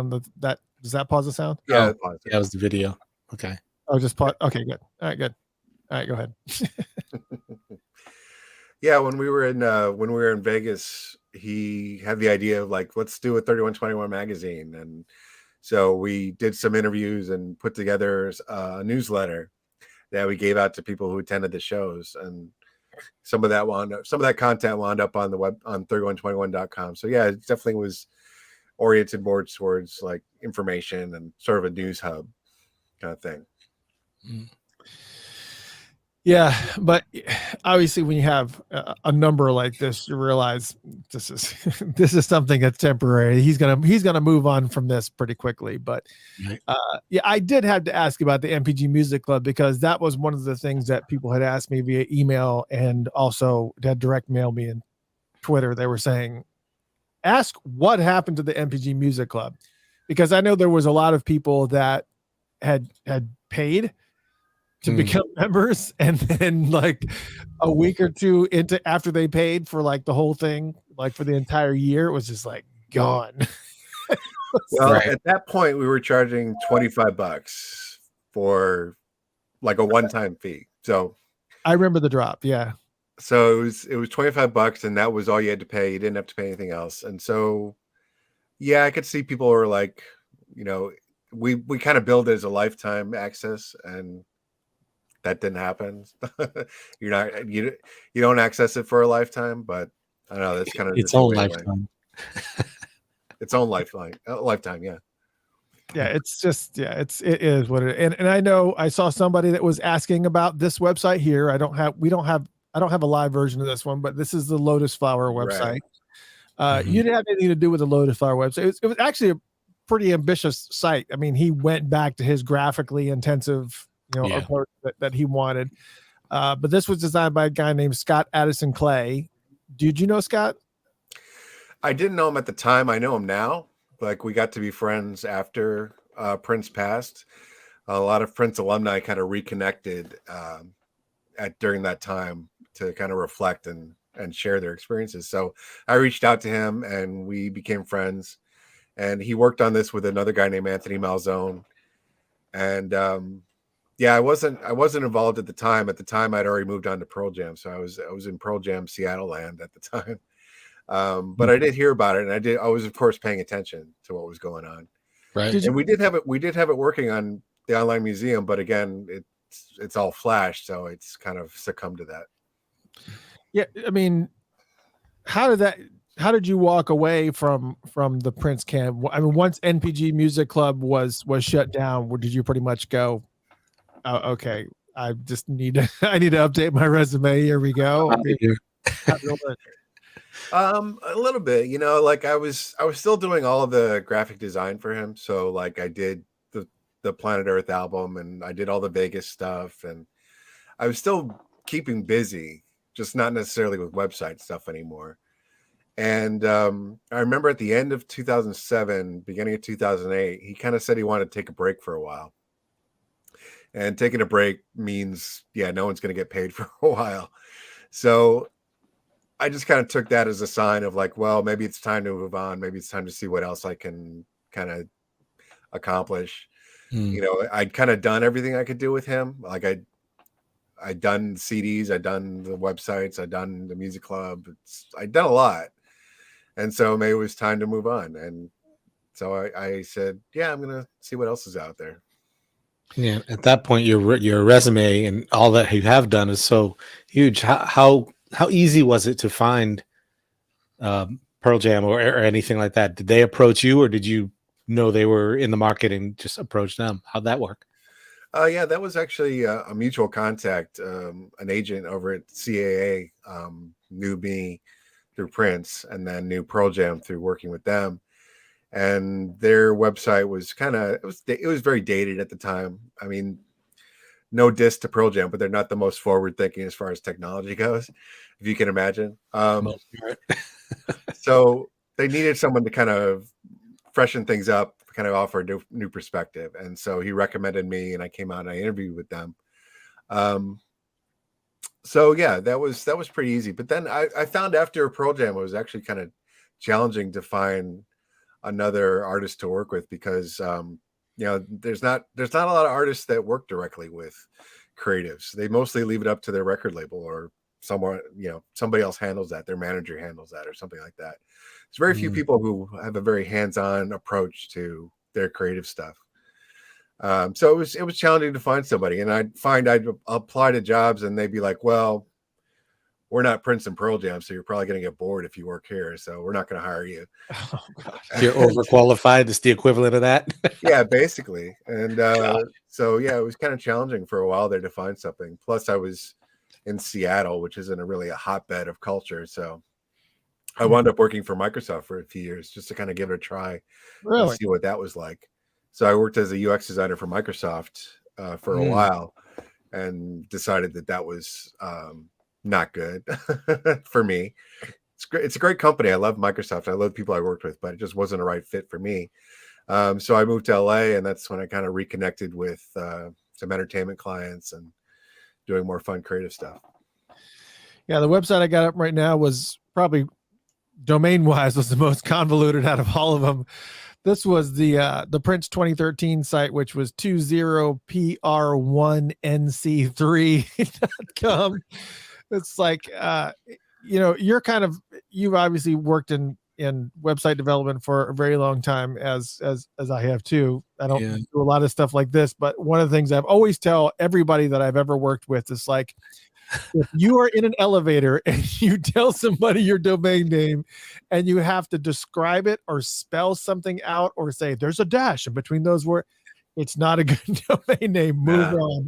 They'll never get to your site. They'll misspell it. They'll mess something up every time. I mean, they'll have a business card in your hand. You're pretty much done. And the only other website that's here, the last one here, is obviously the Third Eye Girl site. Which was, the last one, which was just kind of full of, once again, it was very specific to this project, tour music videos. And, a lot of people would say we had no idea where Prince was playing. And a lot of times it would pop up on Dr. Funkenberry's Facebook page before it would even pop up here on the tour date site. It was like the way that information was flowing in this particular part of his career was really weird. It was like this, it's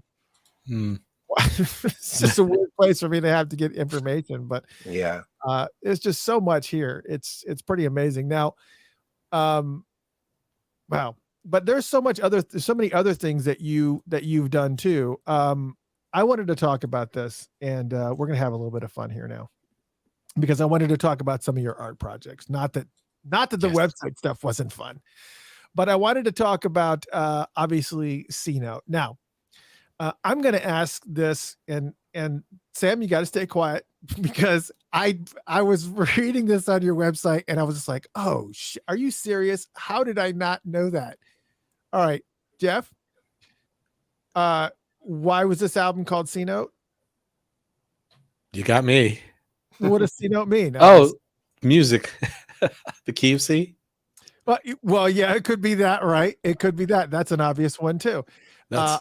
Obviously, a C note is also slang for $100 bill, right? But Sam, you want to tell them other reason why it was called C note? Yes, we released a handful of downloads from the tour. It was the European and Japanese tour for One Night Alone, and it just happened to spell C note if you took all the titles and put them together. And I think that was an idea that started on the message boards. I think the fans came up with that first. I had and no he just idea. kind of ran with it. I had no idea. First off, it's C note, which was $100 bill. Obviously C note musically, but also the names of the songs spelled out C note: Copenhagen, Nagoya, Osaka, Tokyo, and then empty room at the end. I would not have. I had no idea. I was like, what now? Okay. I think only a wordsmith would have seen that, and no surprises there. I always thought, maybe he just needed that E and just threw empty room into the mix. Could be. I don't know. But so there's that one there. I was totally blown away by that. I just don't know how I missed that. That was just weird. Vest Christian asked, said, hi Funkatopia, I believe Sam Jennings also played a role in compiling The Chocolate Invasion and Slaughterhouse. Please, could you ask him about that process and the role he played there? I'd like to hear about that.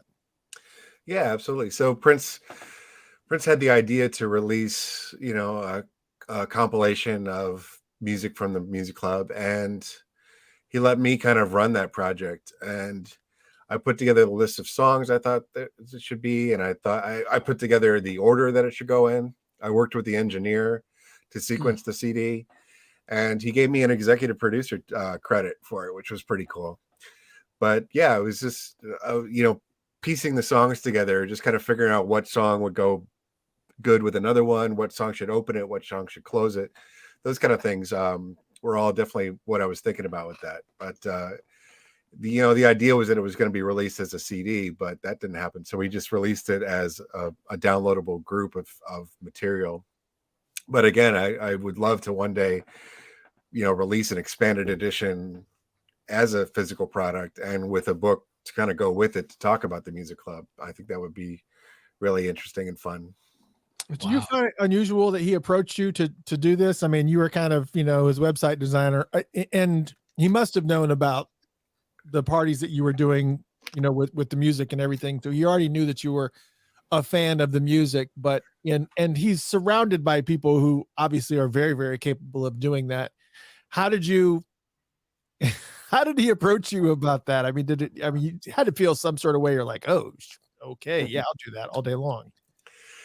Well, yeah, this was around 2004, I think. So, our relationship was pretty established at that point. So we'd been working together for about 5 years by then. So, he knew where I was at and what I was about, and he knew what he could trust me with. And I also knew his music a lot better than most of the people around him. Like most of the people around him, not to discredit any of them, they all were great at their job, but they weren't necessarily Prince fans. I'm sure they liked his music enough, but they were hired to do a specific job, and that's what they were there for. They weren't there to be Prince historians. Whereas I came in there and I was essentially a Prince historian, and they would always ask me questions like, well, what song has that lyric, blah, blah, blah. Like, what is that song? I'm like, oh, it's this one. And, they're always asking me, what tour did he play this on? And I would be able to figure it out for them. So as far as the knowledge of Prince music is concerned, I was definitely one of the main people at Paisley Park who knew a thing or two about it. So I think that's why he trusted me to put it together. And also it was the MPG Music Club. So he kind of saw it as something I was definitely interconnected with. And, I put it together and he liked it. So that's what happened. That's awesome. I mean, that's an honor in itself. Yeah, And, absolutely. Absolutely. It's Elena's got a question here. I'm not sure what this refers to. Sam, we'd love a Berlin reunion. Is that possible? So Berlin is the nightclub in Chicago where I did my Prince night. So even the whole time I was working for Prince, I was still doing my Prince night in Chicago once a month, where we play all Prince music from 8 p.m. to 4 a.m. and on the last Sunday of the month. And I did it for like 13 years, I think, around there. And yeah, we had a really tight community of people who would come and have fun, and it was like a mini reunion every month of people who only saw each other maybe once a month, but we all knew that we were going to be there, and then everyone would get together and we all have fun, and everyone would dance to the live version of America together and have a good time. So it's been a while since I've done that. I think 2008 was when I stopped. So I think they're asking if there's a possibility that I could come to the Berlin nightclub in Chicago and throw another party. And I'll never say never. I don't really get to Chicago very much these days. But it's a possibility. I think Berlin might be open to it.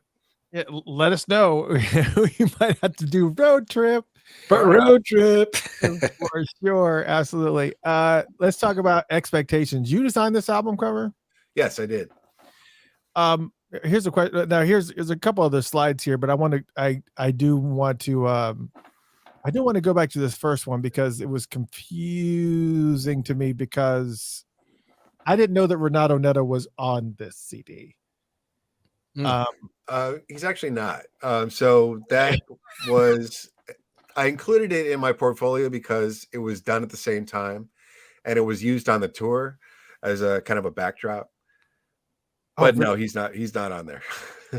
I was like, I've always loved this collection of music. He hasn't really done a whole bunch of this stuff, but tell me about putting this together, because I know when you're layering stuff in Photoshop, how long this stuff takes. Right. And just looking at all the layers that exist on this is making my head hurt. How long did this take you to put together? It did take a while. I mean, this one, he kind of gave me some free reign. Like, I had these photos that were taken by Afshin Shahidi, who did a phenomenal job shooting most of the photos while I was working for Prince. And I had these photos to work with. And he said, this is a is an instrumental jazz album. It's just very free form, you know, make something visually that reflects that. And that was kind of my inspiration. And I I was a little bit inspired on this by Steve Park and his Gold Experience tour book, because it has a very collage quality to it, which I always really liked and admired. And so I was kind of going for some of that. And then he had the idea of using the definitions of all the different words. And so just running with putting all the words in there and layering it up. I mean, it did take a while and a lot of sorting through, but the approval process was pretty quick. He was pretty happy with it. Oh, it's always good when he's happy. Bass Christian asks, did you make the cover when the album was called Xenophobia? Yep, I did. It was Xenophobia, and I had that whole front done with Xenophobia words instead of expectation. And then he said, "Oh, we're going to change it." Like, okay, I'll just redo all those words. Okay. Right. And the reason for Xenophobia being renamed is because he ended up including it on One Night Alone, correct? So he didn't want to kind of do. But talk about your involvement in this One Night Alone project. Well, that's a really interesting project because that was I was one of the first ones that I did for him as a graphic designer. So Steve Park, for whatever reason, was busy with other stuff, and so he gave me the opportunity to put together this box set, which was pretty ambitious for a first project because there was a lot to do and a lot of content, and it was his first live set ever released, and you know, I was really excited to be a part of it. And but what's interesting about it is that, you know, 20 years later, I get tasked by Sony Legacy to redo it for a new generation and do a vinyl version and put a compilation together of all the different CDs and DVDs and redo the project, which was really amazing that I got to do that and kind of clean things up and fine tune it and add some things to it and change a few things. And but it was also interesting to work on it because it was the first Prince project that I ever worked on where Prince wasn't involved. You know, it was just basically me and the record label, and it was weird not having him part of the creative process, not having him part of the decision making, which is what I was used to with every other project I did for him. He was always very hands-on. He was always very connected to what we were doing. So that was definitely strange, but I was really glad to have the opportunity that they gave me the opportunity to come in there and redo it. So, wow. So this project, when it was complete, Prince didn't have a final sign off on this. You guys had complete. I'm talking about the one in 2020. Okay. In 2020. Oh, right. Of course. Obviously he wouldn't. Right. The one in 2001. Yes, he had final sign off on that one. Because like, oh my God. All right, so this is probably going to blow people's minds, and I want to thank you for forwarding this to me. You know what's coming up, and because I really want to discuss this, and tell me a little bit about Rainbow Children 2. Oh man, Rainbow Children 2, Electric Boogaloo. Look at that.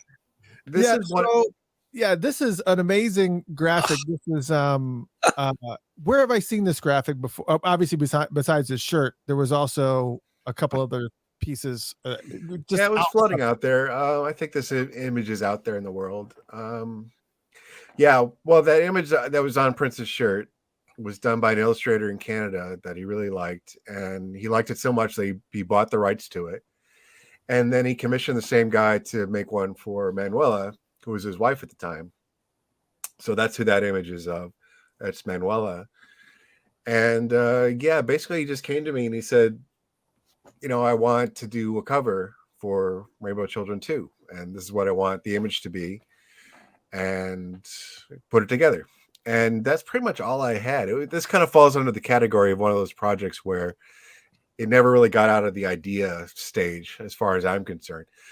If he had all the music and all the words and everything all done, I never saw that. I never got a track list. I never heard any music from it. It was just one of those things where I think he just wanted to see it. And sometimes he would have me mock things up to kind of show people, like Maybe he was thinking about doing a record deal, so he would show people like, here's potential albums that I could be putting out with you. Sometimes he would just show it to get people excited, like this is the project we're working on right now. And it's just kind of there to take his ideas and flesh them out. So this is one of those where, yeah, it didn't get any farther than this image for me. It'd be nice if it did. I mean, it could be in the vault somewhere. I have no idea. I think what's amazing to me about this is I really feel for you guys that are listening on the Funked Up app and are not visually seeing this. I neglected to interrupt and say we are joined today by Sam Jennings, who is the creator of a lot of Prince's websites, and he also has done a lot of graphical work on a lot of the iconic albums that came out in the 2000s. And we are looking at one of the images from the Rainbow Children 2, which is not doesn't look anything like obviously the Rainbow Children 1, but I think what's interesting about it is the theme of Rainbow Children and what the whole storyline that encompasses Rainbow Children, and how this is shifted that focus over to Manuela in this. It will be interesting to see how this storyline goes from what was the Rainbow Children to this, to warrant it being called Rainbow Children 2, because there is a whole very, very religious, background story to the first one. And this doesn't seem like it's going down this. This is, unless he's planning to spin off an entire album on the Muse to the Pharaoh angle. Right. Right. Like there's something else that's going on here that is, oh my God. I'm not sure. I'm pretty sure this photo was taken in Toronto when they had their house there in Toronto on Bridle Path. So I guess it was just kind of a certain time, a certain vibe he was feeling. I know where I saw this. I have a shirt that has this face on it, but it's different. It's actually, and you've probably seen it, Sam. It's got him looking down with the top hat, and he's holding a guitar. This is the same artist that did this one. Yeah. And I've seen that image, and I actually have a shirt that I had found on Society 22 or whatever the website was. And I said, if I ever get a tattoo, it's going to be this. And it's just had Prince inside the logo, and he's blue faced like this, and he has a top hat on, and his head's down. There's a red feather, and he's holding his guitar, and the guitar is it's this artist that designs these graphics is just very stunning in the way that he creates stuff. So that's where I remember seeing this. That's it. Just all hit me. Sorry. Let's go to this next slide, because I want to know if this is real or not. There was talk about Te Amo Corazon, that at some point in time there was a photo book that exists for this whole thing. Is there really a photo book out there for this? Yeah, I have one. What? Okay. Is it something that was publicly available at one point in time? I don't think so. No. I think the one that I have is like a publisher's sample. But yeah, I mean, we did put it together and we did turn it into a book. And I think Afshin has been trying to get it published, but it's always a little challenging with stuff like that about who owns what and who has the rights to what. So hopefully it'll see the light of day. But yeah, there is definitely a book that was shot in Morocco of the whole video shoot for Te Amo Corazon. Wow. I mean, we are like breaking all kinds of news here tonight, folks. All kinds. It's like one thing after another. And believe it or not, I only have like four more bullets, and then we're done. Sam's probably like, thank God I'm out of water. So let's talk about wow, this is amazing. So there is a Te Amo Corazon book. There is also potentially a Rainbow Children 2 album that is sitting in the vault, whenever it was ever collected or whatever. But let's talk about the 21 Nights book, or actually the tour book. And I have a few slides regarding this tour book. But one of the reasons why I wanted to bring this book up is because I believe it was on your website that you mentioned that Sony Legacy is planning to re-release this 21 Nights tour book.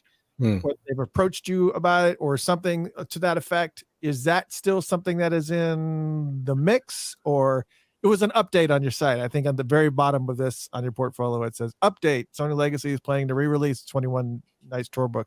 Has this already happened and quietly and we missed it somehow, or was that information that was not supposed to be posted on your website with late night posts, or what's the story here? You know what I think it is it was actually, they actually were selling it on prince.com. And I didn't have to redo it, but they did print up some, I think. And yeah, it was available on prince.com for a little while. I think I must have missed it. And probably there's people here that are saying, oh yeah, I've got it. I've got 3 copies. Yeah. But so many things that just kind of like get done and there's just not any hubbub or pomp and circumstance about it. It's just like, oh, here it is. And they just kind of just push it out. Right. And hopefully that changes, because we'd obviously like to know when some of these things get released. Right. I want to talk about a couple things about non-Prince related things, such as tell us a little bit about how you got involved with working with Ebony, and also how you got involved in working with Gorillaz. Probably 2 very, very different stories, I'm sure. Let's start with Ebony. Sure. So yeah, when I moved to LA, I was looking to connect back with the media industry, and I knew people who worked at Ebony. Ebony was based out of Chicago, so I knew people in Chicago who worked for them, and they connected me with their team. And they were going through another kind of rebirth, as they tend to do every couple of years at Ebony.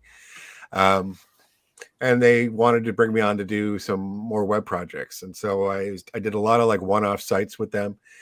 Worked very closely with their tech team. It was a lot of fun. I got to do a lot of interesting stuff with them, and I worked with them for probably about 3 years. Yeah, I saw a lot of different iterations of things that you've worked with them, not just the power things, but you also done a lot of media publication type of graphics and stuff. You guys definitely need to head to samjennings.com and see some of his work. There's a lot of stuff. His portfolio is very, very impressive. Well, thank you. I did see the Steve Miller Band thing that you did, but I guess you had just sent it to him as here's what I would do if you let me work on your website. And I guess I don't know what the story is behind it, but well, that one was like I knew his manager, and so his manager was looking to redo his site and do more interesting things. And so he said, well, I want to hire you guys, so put something together. And so I did. And eventually Steve Miller, it was just too ambitious for what he wanted. Like, I wanted to put in like a streaming radio thing and an interactive guitar museum and all this other stuff. But I think at the end of the day, he's just like, I'm okay just touring casinos or whatever he does. Yeah, he does. He puts on very, very interesting shows for sure. Gorillaz, how did you start working with them? Yeah, they were an interesting one. There were these promoters that I was working with, doing a lot of freelance stuff for, and they were connected to a lot of great acts. So they connected me with Gorillaz, and I did this thing with Pearl Jam where I did this online scavenger hunt where we would put an image on different websites like rollingstone.com or Pitchfork or something like that. And if you clicked on the image, it would populate this screen. And, with Gorillaz, there was 12 images altogether. And so if you found all 12, then it would unlock an opportunity to win a surfboard, and you would get a free download. And it was just kind of a little fun promotional project for their tour. It's brilliant. Yeah, it was fun. And I got to go see the show, which was really great. And then I did a one-off project like that for David Bowie. It's kind of a similar thing, and Swedish House Mafia and a couple others. So yeah, it was a fun little time. Very cool. You're currently working with Avril Lavigne. Yep. So, and this is current. This is what you're working on. One of the projects that you're working on regularly now. Yeah. Yeah, that's her album that came out about a year ago, and I got to work on that and design that. So that was a lot of fun. It's always fun to kind of go back and do a print project every once in a while and get back into the print world and using InDesign instead of Photoshop all the time. So that was a lot of fun. Now, when you're doing work like this, is this like a photographer that just provides you with the photo? They've chosen this photo, and it's just a matter of you just trying to figure out, layout. I mean, what is your primary function when you're putting these album covers together? Yeah, I mean, a lot of it is definitely dependent on the photography. Obviously, I mean, it's just one huge photo on the cover, but my job, I feel, is to make it a cohesive package, make it look like it all belongs together. So it's not just a collection of random things kind of thrown at up in the air. That it looks like something smooth and professional, and it represents the artist in a way that they want to be represented. So, I'm always thinking about like what photos should go where, what photos should go with which song, how to organize the songs in a way that that works, but is also kind of creatively interesting as well. So yeah, that's kind of the process involved, and it always helps if the artist is more involved in the process because at the end of the day, it's their name on the product. So I want them to really have a voice in how it comes together. And so we had some back and forth. I had some ideas, she had some ideas, and eventually I think it came out really well. And the next to that is a picture of the Pearl Jam box, which is Yes. is that like a bootleg collection? Is that what that is? They started a thing like a long time ago, where they would record all their concerts and put them out on CDs. And I think now they're doing it, I think, on just streaming, and I don't think they do CDs anymore. But at the time, you could buy a whole tour worth of bootlegs in one box set. And so that was one of the early projects I got to do, was to design that box set and design the artwork and labels for all the bootlegs. That's very cool. I think we had one Twitter question. Did you have a question, Jeff? No. It's just a breath. Last Twitter question of the night from Alejandro de Rubia says, hello, Funkatopia. Could you ask the following questions to your guest, Sam Jennings? How many designs for other albums projects are in the vault? That's a pretty loaded question. Who knows what he's going to stick with, but how many, if you guessed how many designs that you've probably created for Prince that are probably sitting back there?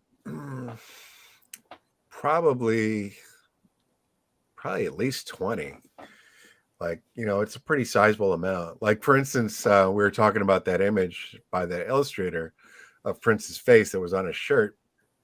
Like, Prince had an idea at one point when he was sort of shopping his song catalog. Like, what if we put out a compilation series where it was a compilation disc, and it had, one disc was like love songs, and one disc was like dance music, and one compilation was some other genre, and we would use that Prince image, that illustration, and we would just change the color for each compilation. So one would be blue, one would be red, one would be green, and then we put them all together and sell it as like a box set of just these, kind of going in depth into his catalog.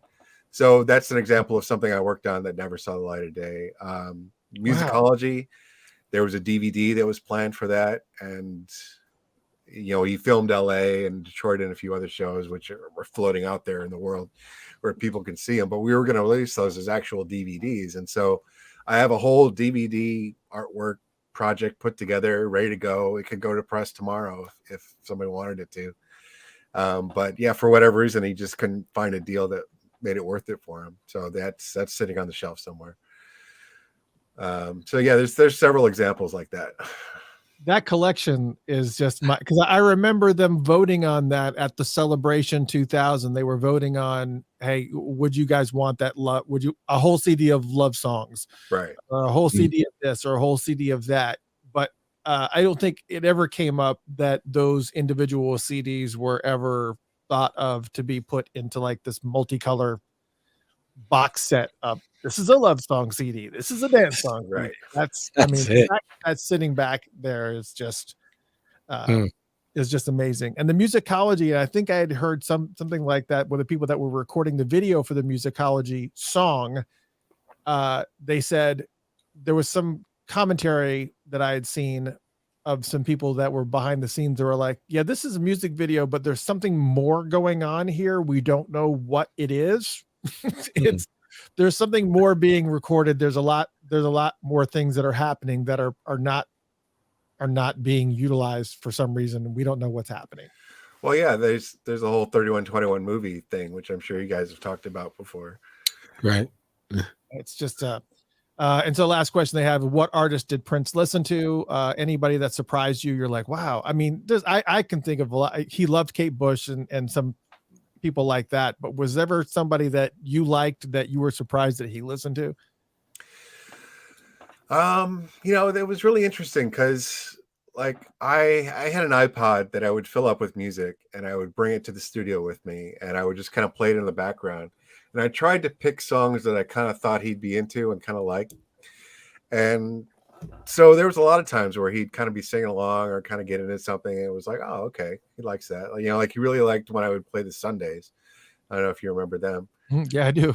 And yeah, there was this one time we were up at the house in 3121, the actual house 3121. And we were up in the studio and we were working on something. It was like a Saturday afternoon or something. And he said, like, do you have access to iTunes? I said, yep. And he said, why don't you download the first album from Chicago and Fleetwood Mac Rumors and the first album from Steely Dan. Transit Authority. Now, come on. Now, Chicago Transit Authority is a monster. Yeah. Okay, go ahead. Sorry. Yeah. So I downloaded them and we listened to them all afternoon. And he was just he knew all the music and he would pointing things out, like, listen to this guitar break here. And, I mean, it was just really amazing, like the depth of his knowledge of music. I mean, usually when people think of Prince who don't know him very well, they think, oh, well, Jimi Hendrix and James Brown and stuff like that, Sly and the Family Stone. But, growing up in Minneapolis, like the music on the radio was a wide spectrum of influences. So he was also listening to, like Fleetwood Mac and Steely Dan and stuff like that. It was always surprising to hear him listen to a variety of things. That I was reading Morris Day's book and he was talking about, he used to love the Fix. And it was like, really? That was like one of my all-time favorite bands in the 80s. I can't even believe that even crossed his mind to listen to that band. That's pretty amazing. All right, last thing, here it is. Tell us about Sam Nation 3000 for those that know, because you know what, I always like to talk about some of the things that you do, and one of the things that I was a little bit confused on, because I am not a Twitch guy. I think we tried to do Twitch here. At one point in time we did have Twitch, but nobody tuned into it because I guess it's just long. Maybe this show is just too long for Twitch, or it's not of Twitch. I don't know. But I saw like a page on your website that had like a bunch of emoticons or something that you had, and it was like, there's a whole thing. Tell me about Sam Nation 3000 as kind of and just what people can do to kind of follow you moving forward. Sure. Yeah. So that really came out of like the pandemic these past 3 years. A lot of DJ friends of mine weren't able to play gigs anymore. They weren't able to go out to clubs and do their thing. So a lot of them went to Twitch. And, to those who don't know it, Twitch is a streaming platform mostly for gamers. Like people play video games and you watch and you chat and you throw bits and all this kind of stuff. But DJs kind of gravitated toward it during the pandemic as a way to connect with their audience and also make some money from tips and stream music and share that music. And so I kind of found my way there through some DJ friends. And one of the first ways I felt that I could contribute was by making these emotes for people. So those are these little graphic, things like we're all familiar with emotes and emoticons and stuff like that. So I was just making like free ones. Like if you want one of the Fix, I'll make one of the Fix. I made a ton of Prince emotes and like these little Prince emotes you can add to your channel. So it was just kind of like my way as a graphic designer to kind of share something with them. And then I just, I'm a music lover. Everyone else on Twitch is a music lover. And I just thought, well, I feel like I could put together interesting shows also and curate some music and get out there. So I started streaming myself as just kind of a fun thing to do. And so I actually do a Prince show on Mondays for an hour. So I'll pick a different theme. Lately I've been doing album battles, so it's been kind of fun. This past Monday we did the Prince album versus Diamonds and Pearls, and people vote in each round for which song they like the best. And Diamonds and Pearls won by one point. So that's been kind of fun, and just connecting with that community on Twitch has been really great. Okay, that's amazing. Well, all I can say is it has absolutely positively been an honor to have you on the show tonight. I know it probably kept you a lot longer than you anticipated. Well, thank you for having me. It was great to go through all the websites and just kind of go back down memory lane. And I've kind of already given out a lot of the websites that people can go to if they want to look at your portfolio and some of the things that you worked on, not just print stuff, but also beyond. You can go to samjennings.com. That's SAMJENNINGS.com. Or if you also really are just obsessed with the whole, Prince era, especially when he was online, between that big window, just everything online is pretty much there at princeonlinemuseum.com, princeonlinemuseum.com. And if you want to find out more about Sam Nation 3000 and some of the Twitch shows, he actually has, you can just go to the samjennings.com website. But is there anything I'm missing, Sam? No, that's it. Thank you for having me. It's been a lot of fun. It's been an absolute honor. Thank you so much for joining us. Ladies and gentlemen, give it up for Sam Jennings. What? Sam, I'll definitely follow you on Twitch. All right. Yes, and we need to start doing Twitch. But Sam, thank you so much for joining us, man. Appreciate it. Have a nice night. Thanks. All right, everyone. Thank you guys so much for joining us tonight. I hope you guys had an amazing time. Next week. Oh man, I should have brought this up with Sam. I mean, he's actually still here. I could have. He's waving. He's like, I'm right here. Let me bring it back in just for a second. Sam, what are you any special things that you're doing next Tuesday, which is March 21st, which many know is the official day of 3121. Anything you have special planned for next Tuesday? Now that you mention it, I probably will post something up on Instagram and Facebook for that day. So yeah, I'll come up with something. Yeah. All right. We'll try to collectively come up with something as well. So, but I just wanted to make sure. But so watch samjennings.com, follow him on Twitter, on Facebook as well. And I'm sure he'll keep you up to date. All right. So, once again, thanks, Sam. Bye. All right. Yeah. And so next Tuesday is, again, it's March 21st exactly, which falls exactly on Tuesdays, which is pretty awesome for us here at Punkatopia, since this is when we do our show.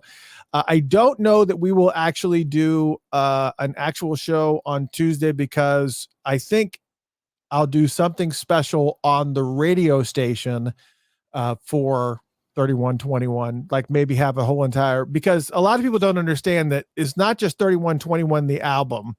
There is a huge a lot of files and jam sessions and things that were happening during that window. So maybe we have a whole entire day, or maybe a huge portion of the day on the Funked Up app on Purple Yoda Radio, where we actually play like a lot of jam sessions and rehearsal sessions and things that are 3121 related at some point in time. Maybe we start that at 321 or something. I don't know. We'll figure it out. We're going to be doing something that's going to be 3121 related for next Tuesday. I don't know that we're going to be doing a live show. We'll figure it out. We happen to know that Sam was going to be on the show tonight, so we were able to make that announcement, but sometimes things just kind of fly like this. But I will say that we only have 2 more shows, because the first week of April I'm not here, unless Jeff Page wants to do something magical. Magical. Let's kind of pop in and just kind of say, hey, everybody. What's up? I'll do a full ASMR show. You've got mail. That's just we did AOL. I wish that I had like some type of, I don't know. Anyways. So, anyways, we're going to have it's going to be a lot of fun, but I will be editing this show. What's actually really cool about the show is that there's not a whole bunch to edit out. We had video wise. So if you missed any of the show, feel free to go to youtube.com/Funkatopia or facebook.com/Funkatopia, and you can rewatch any of the show. I don't have to edit any of that stuff. There was no music playing. However, this does not make for a very good audio show. So I don't know that it will be on iHeartRadio or Spotify. A lot of shows are, but whenever shows are very, very visually heavy-handed, it's kind of doesn't make for a great show. So Right.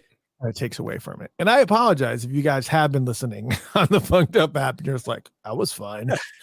I don't know what you're talking about. Yeah. I don't know what you're talking about, man. There was a visual part of this. Yeah. So anyways, yeah. Elena says Jeff can do a concert. Yeah, there you go. I could. There you go. So next Tuesday night, Jeff Page live. He's going to be doing kind of like Prince did when he was auditioning for Warner Brothers. He's just going to be going from instrument to instrument, just laying track after track and just kind of creating music right on the fly. You ready? I will build a song. You're going to build a song live right here. That's going to be Live. awesome. I can't wait. I've got the studio for it. You do. I mean, you got, is that an oboe or a bass? I can't tell from the top. It's a bass. That's good. It's a bass. It's real. This is not green screen. This is my real family member. He's going to be doing that's going to be pretty awesome. All right, well, I can't wait to see the concert next Tuesday, Jeff Page. It's going to be pretty awesome. Let me look. It's going to be, and he's going to recreate 3121 from scratch next Tuesday night. That's right. I could already see you doing all the different sound effects on the upright bass. Don't you want to come? 21. Yeah, I saw. Yes, there is a 319 show coming up too. Obviously, we can't. That's just one song, so I can play the same song over and over again. But we have a little bit more to work with 3121. But don't think that 319 is going to go by unnoticed either. So. Anyways, good night, everyone. I hope you had a fun time. Thank you so much. I am your host, Mr. Christopher, my co-host, Jeff Page. And hey, man, hope you had a good show, man. It was a lot of fun. Yeah, that's good stuff. Had a great time. Adios. Hope you learned something. C note. Multiple meetings. Good night, all. Good night. I actually have to end the play that. I gotta make that track longer. It just kind of ends too soon. Good night. Night.